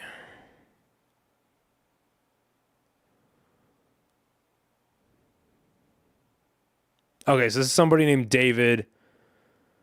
He writes, this is in July of 2016, just read the Fox News piece today, rehashing old stories. The media just cannot let go and loves to think of new angles to get you in the headlines. Sorry to see it, but I am sure by now you can deal with it for what it is. I appreciate the call from Darren a few weeks ago and would have loved to have fought a battle for the fellow at issue. But once he let me know the guy had been served and it was just a matter of defending a deposition, I suggested that it might be a waste of money to have me handle that. I hope it worked out. I am more than happy to get involved in any way that I can. I would like to think that I could help with what I bring to the table. And skipping down a little bit, I would have felt differently if it were a matter of taking depositions or actually litigating a case. I would like to think that in that circumstance, I could add value. If we ever meet, I will tell you a bit about depositions I took not long ago for the leaders of the PFLP terrorist organization. That was my kind of setting.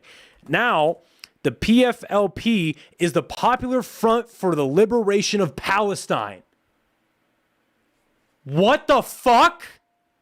I'm reading all this. I knew what they were, but I'm reading these emails in real time. I have not seen these yet. I'm going through random shit in the Epstein files. So he was involved with people involved with the Middle East nonsense. And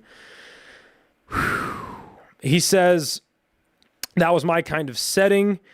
Skipping down a little bit, I met you originally through a friend I like very much. I wish it had been earlier in time, but looking to the present and future, you just let me know if you need me. Take care, David.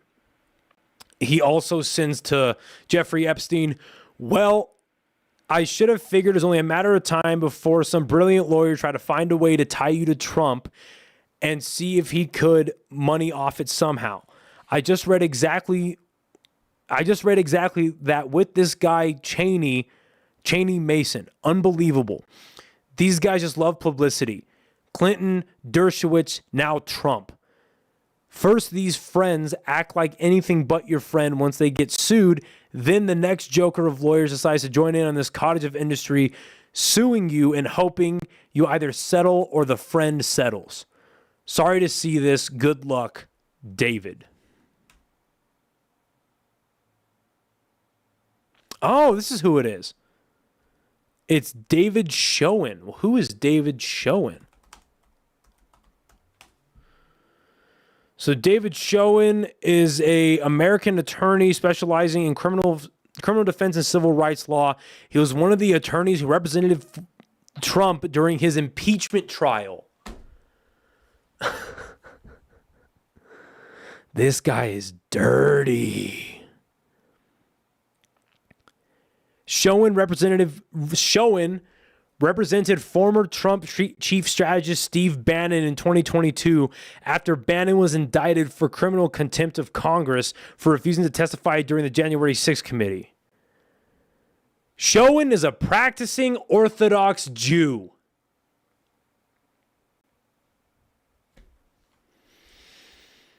Just going to stop there before I start getting wild with it.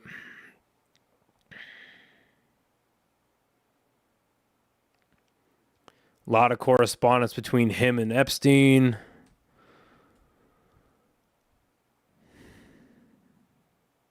Here's an interesting one. This is between Landon Thomas Jr. and Jeffrey Epstein. This is from Landon. I've been called in to help on a New York Times investigation into how low oil prices have been affecting the personal finances of royal family in Saudi Arabia. Obviously, they called in much of their cash. From the likes of BlackRock and others. But I thought you might have some ideas, maybe some people to talk to.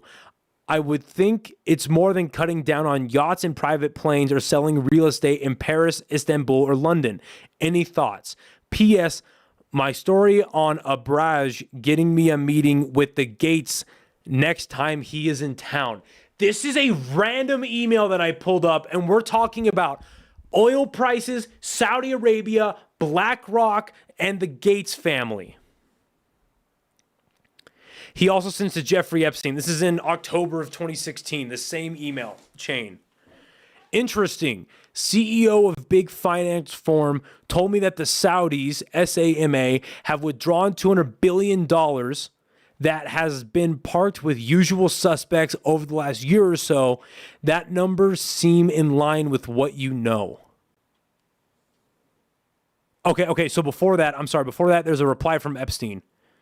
He says, words that you refer to one thing, USA, the stock market / the royal family are no longer very useful. In politics, the USA meant the White House. Now there is Pentagon, CIA, State Department, and Congress in addition. Each feels empowered to act more independently. Stock market, even in tech, needs biotech, consumer tech, infrastructure tech, etc. Same with the royal family. There are 20,000 members of a tribe called the royal family. The words are misleading. If your article is focused on bin Salman or the very top, no one is wondering. Now, bin Salman is the guy who is allegedly about to get assassinated in the Vegas shooting. No one is wondering where they can find the local Costco. But they are aware that a message needs to be sent to their population regarding the next 20 years. Social media and the selfie crowds post the best of everything, their cutest pictures, the amazing food, the luxury resorts. The masses see these things as the difference between expectations and reality. As the difference between expectation and reality widen, the anger grows. Trump has tapped in. With the passage of the 9/11 Saudi bill, unlike the French Revolution, where it was the people of France that revolted against their own aristocracy, with the internet and the globalization of disconnect, it is now the Americans that can revolt against Saudi leadership. It is the Americans that are demanding women drive, not the Saudis.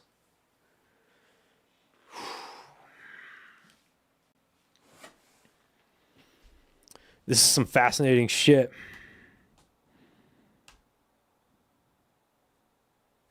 Lot of emails between Epstein and Landon.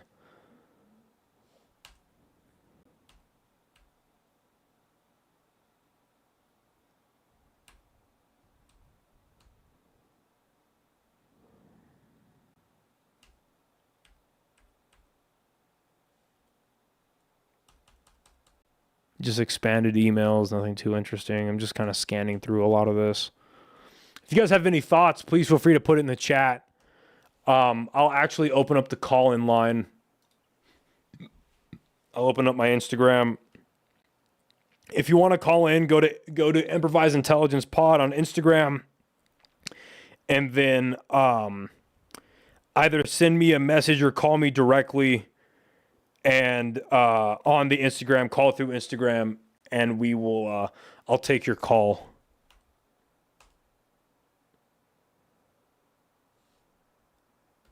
Okay, here's something that might be interesting.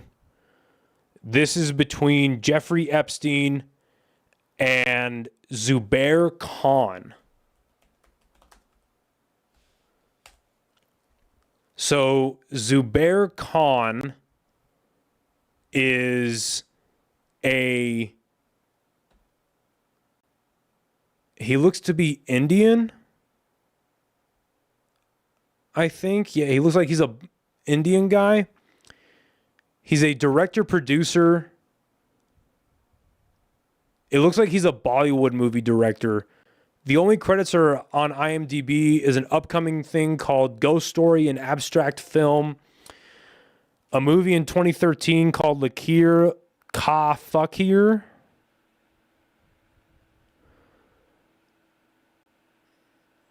Looks like he's 38 years old. So this email, this is from Zubair Khan. This is on November 11th, 2016. Out of 13 states, we got 11 right. The ones we got wrong were New York and Wisconsin. And the last report analyzed data was of 3 days in which Clinton got a positive spike after she got clearance from the FBI. However, Trump dominated social media positively. If we analyze 1 week data before starting time of election, monthly data, and entire data, which we have gathered for months based on this, we predicted on our Facebook page on the 30th of October, Trump will be the next president of the United States. Our model works, but I think the important question which we failed to answer is that how much historic data must be analyzed to make the right decision. This could have been answered if we had a data scientist. Also, I believe it is a great tool to track voters and get them to vote. It can be used in French elections next year or in the election of Brazil in 2018. Unfortunately, I have to shut down this project as getting data from Twitter is expensive. What did I just read?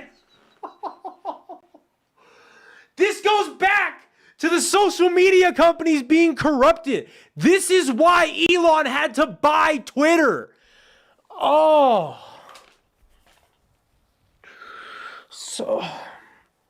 So Trump Epstein was involved in funding money to buy data out of Twitter. Oh. Please subscribe to the podcast. If nothing else, I do my thorough research and this is going to go on for a bit, so subscribe to the fucking podcast if you like what's going on right now, because holy shit.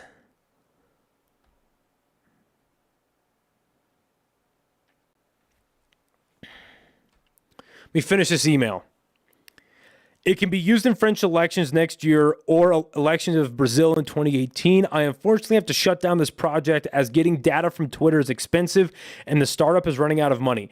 I'm going to focus on cybersecurity again and will definitely reach out if I have a powerful, investable idea. Regards, Zubair Khan.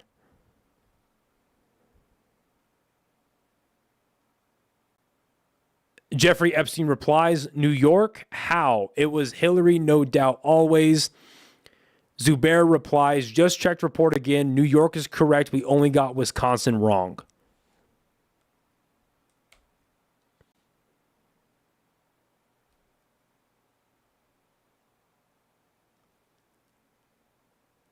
Okay. Here's an interesting one. This is between Larry Summers and Jeffrey Epstein between October 9th, 2016 and November 11th, 2016. Now, Larry Summers is the former U.S. Secretary of the Treasury. So this is from Jeffrey Epstein. No, I'm out of it. Donald brought out 4 women that said Bill abused them. They will feature in the... But Will is spelled W-I-L-I-L. They will feature in the Hillary. They will feature in the Hillary says you should give benefit of the doubt to victims. I laid this out for you over dinner. It's disgraceful, but here we are. Larry Summers replies, got it. Now remember, press is so revolted by Trump that I'd expect they will not be for benefit of the doubt. Jeffrey Epstein replies, Chud, C-H-U-D, in on Sun, Pritzker Monday, you around, dinner Woody Sunday, or have you gone dark? So the last reply from Larry Summers was on October 10th. This is on November 10th. If I had to guess, Woody means Woody Allen. If I had to guess. Let's fucking see what AI has to say. Explain any connections between Woody Allen and Jeffrey Epstein.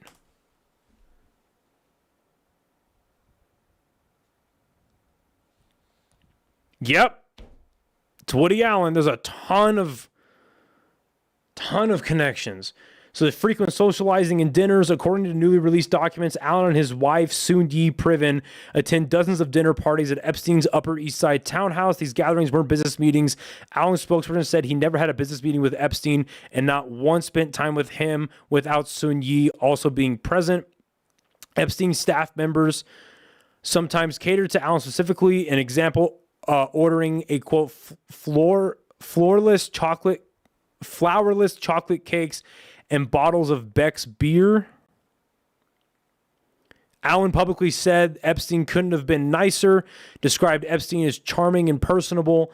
In a letter reportedly for Epstein's 63rd birthday, Allen compared Epstein's home to Dracula's castle, referencing young female vampires serving at Epstein's parties.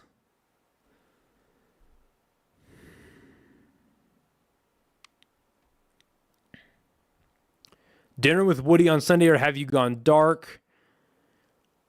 Larry Summers replies the next day on the 11th, time's bad, are you around Tuesday?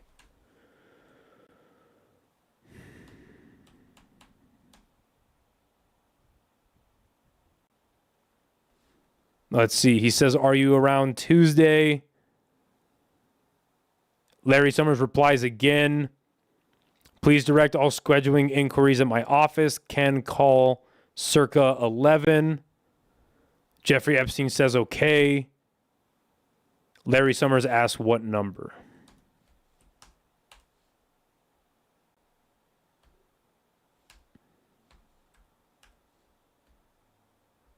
Let's just scroll down and see if we find another fun email.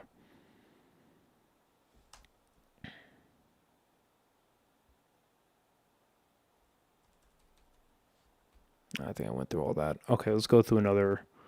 Let's go to the last file. Let's see what the last file on the images starts with.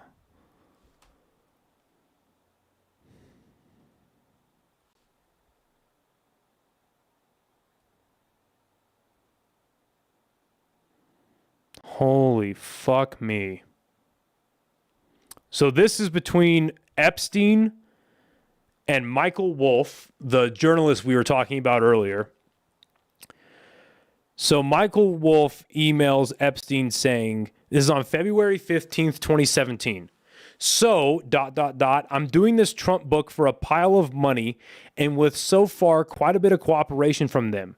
Parentheses, Donald Trump called me the other day and spent 45 minutes on the phone ranting and raving about the media. Alarming, in parentheses.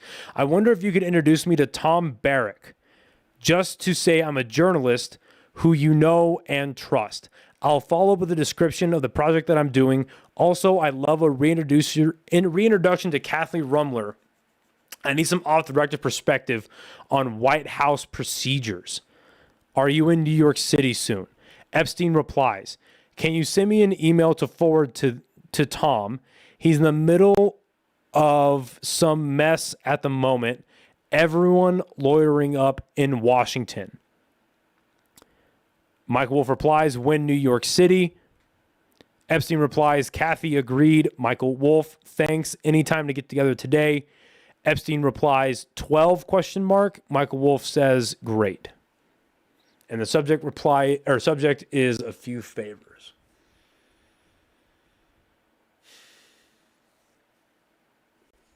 I mean, do you guys want me to keep going through all this shit? Because I can. This is a long fucking podcast. I knew that it would be, but I can keep going through these emails if you want me to. This is actually what I'll look up right now, actually, is I heard about an interesting email between Tom Barrack, Epstein email.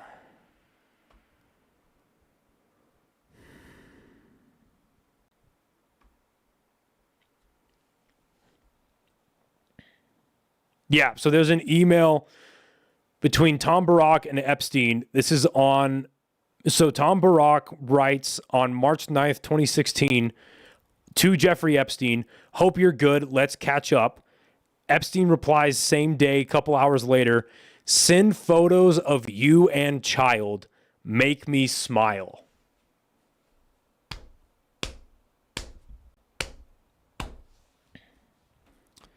And this is who Michael Wolff wants to sit down with. And Tom Barak was loitering up at the time. I wonder why.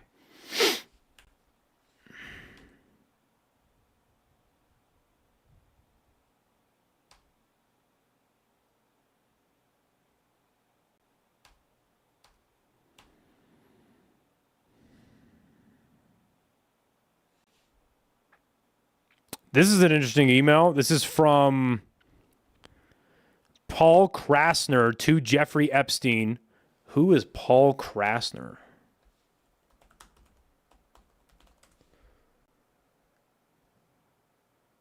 He's an American writer and satirist, frequent contributor to the magazine The Realist. He's based out of New York. He died in July of 2019. And this is sent February of 2017 from Paul Krasner to Jeffrey Epstein. Subject, Trump. That's the subject line. No wonder Trump didn't want these coming out. Okay, so Jeffrey Epstein wrote, "The allegation was not at a pedophile party. It was at my house with me. To what wording would I suggest I change that?" Paul Krasner replies with that. What the fuck? It straight up says pedophile party in here.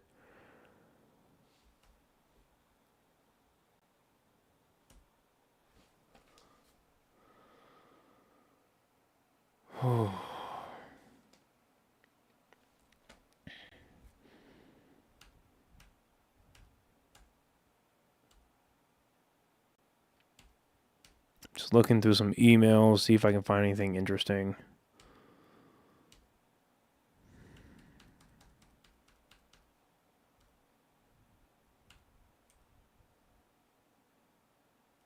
Okay, this is again from Landon Thomas Jr. to Epstein. This is from Landon to Epstein. "Have you met Massa yet? Seems to me he has a person you should know, and you're a person he should know." Epstein writes, "Have not met." Thomas Landon replies, "Seems to me he's a natural guy for you. He's going to be in Florida in March for some Trump event. I know some of his financial guys pretty well. I might try to facilitate something if you are not opposed." Epstein replies, "Great, thanks," or New York, or this weekend as Donald arrives 5 p.m. tonight. And then Landon replies, "Okay, let me see what I can do. What is the latest from the inner circle?"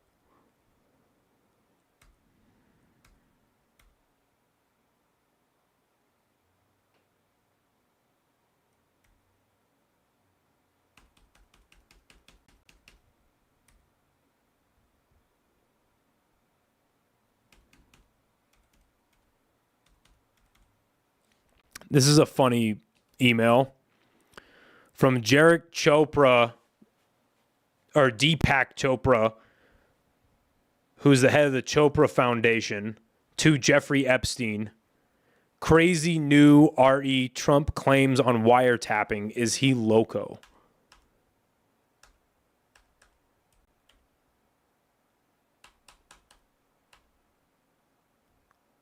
Okay, I think I'm just going to stop there. But I put the Epstein files link in the chat, and I'm going to put it as a comment as well once I finish up the episode. I'll put it in there. I don't know why it's not letting me do it right now. So but yeah. So if that doesn't give you an idea of what we're dealing with here, I mean, I don't know what does.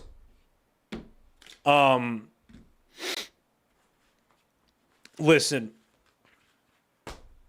this is the biggest, in my opinion, this is the biggest scandal in American history. And I think a lot of it speaks for itself. I think that Donald Trump, Steve Bannon, Peter Thiel, J.D. Vance, Pam Bondi, Kash Patel, Dan Bongino, everybody involved, everybody, including the victims, get them up there. They need to be put in front of a congressional fucking committee. And they need to be grilled.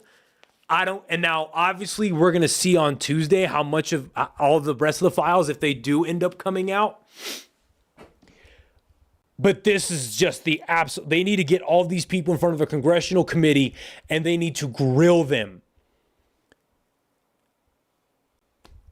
I mean, look, the sitting president of the United States was complicit in a child sex trafficking ring.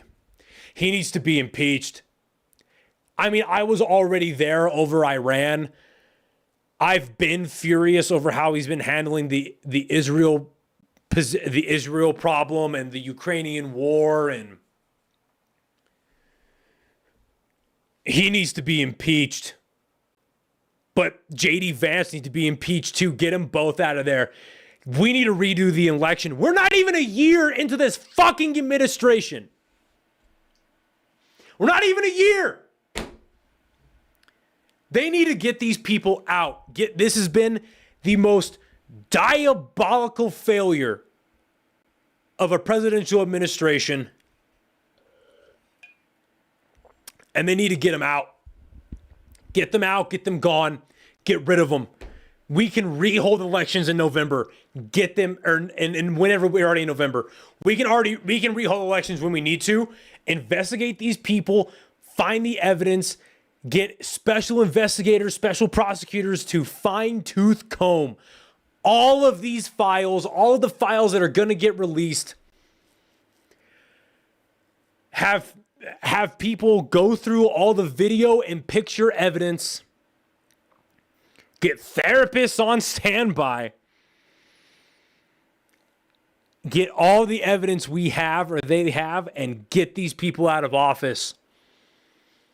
This is absolutely fucking despicable. Get them out. All of them. Get them out. How do you ever trust, as long as these people are in government, let's talk about ramifications for the country and ramifications. This just won the Democrats the presidency, in my opinion. My brain is slowing down on the RPMs, so I'm trying to formulate my thoughts here. But what do you even do after this? What do you do? Get all these fucking people out of office. Because how do you trust this administration? How do you trust the government ever again? This is the cherry on top for after COVID, war in Iraq, Vietnam, JFK, Iran-Contra, all of this stuff. This is just dirty, dirty shit. Get them all out. Get them all out. J.D. Vance can never run for president. I get that fucker out of here. He knows about this too. Pam Bondi, Kash Patel, Dan Bongino, Tulsi Gabbard, Director of National Intelligence. Yeah. Get them out. Get them out.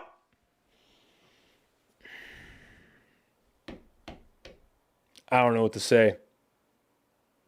I really wanted a grandstand and go on some big boastful rant about how ugly and horrible this is and what we can do, but I just really think this all just speaks for itself. I think it really does. I don't have anything else to say. I think this speaks for itself. Listen, thank you to everyone for tuning in. This has been without a doubt the biggest stream I've had, over 30 viewers at once. This is great. If you're still listening, thank you very much. Thank you, thank you, thank you. Like, subscribe. I am a stand-up comedian. I do stand-up comedy as my primary. I don't want to say primary, but 50-50. I have an upcoming show here in New Mexico at Casados Comedy Club. November 5th and 6th. I'll be there for the anniversary show. Get tickets for that because that sold out last year. It's going to be a great lineup, great time. Yeah, thank you everyone for watching. Thank you everyone for tuning in. Thank you for listening after the fact. Pray for our country, man. The MAGA's done. America first is all we have left. And these people are not America first. Get them all out. Fuck this administration. Thank you everyone for listening and watching. New episode out Monday with my homies AJ De Leon and Josh Kenyatta. And I will see you guys live next Saturday for another episode. Stay safe, man. It's a scary world out there.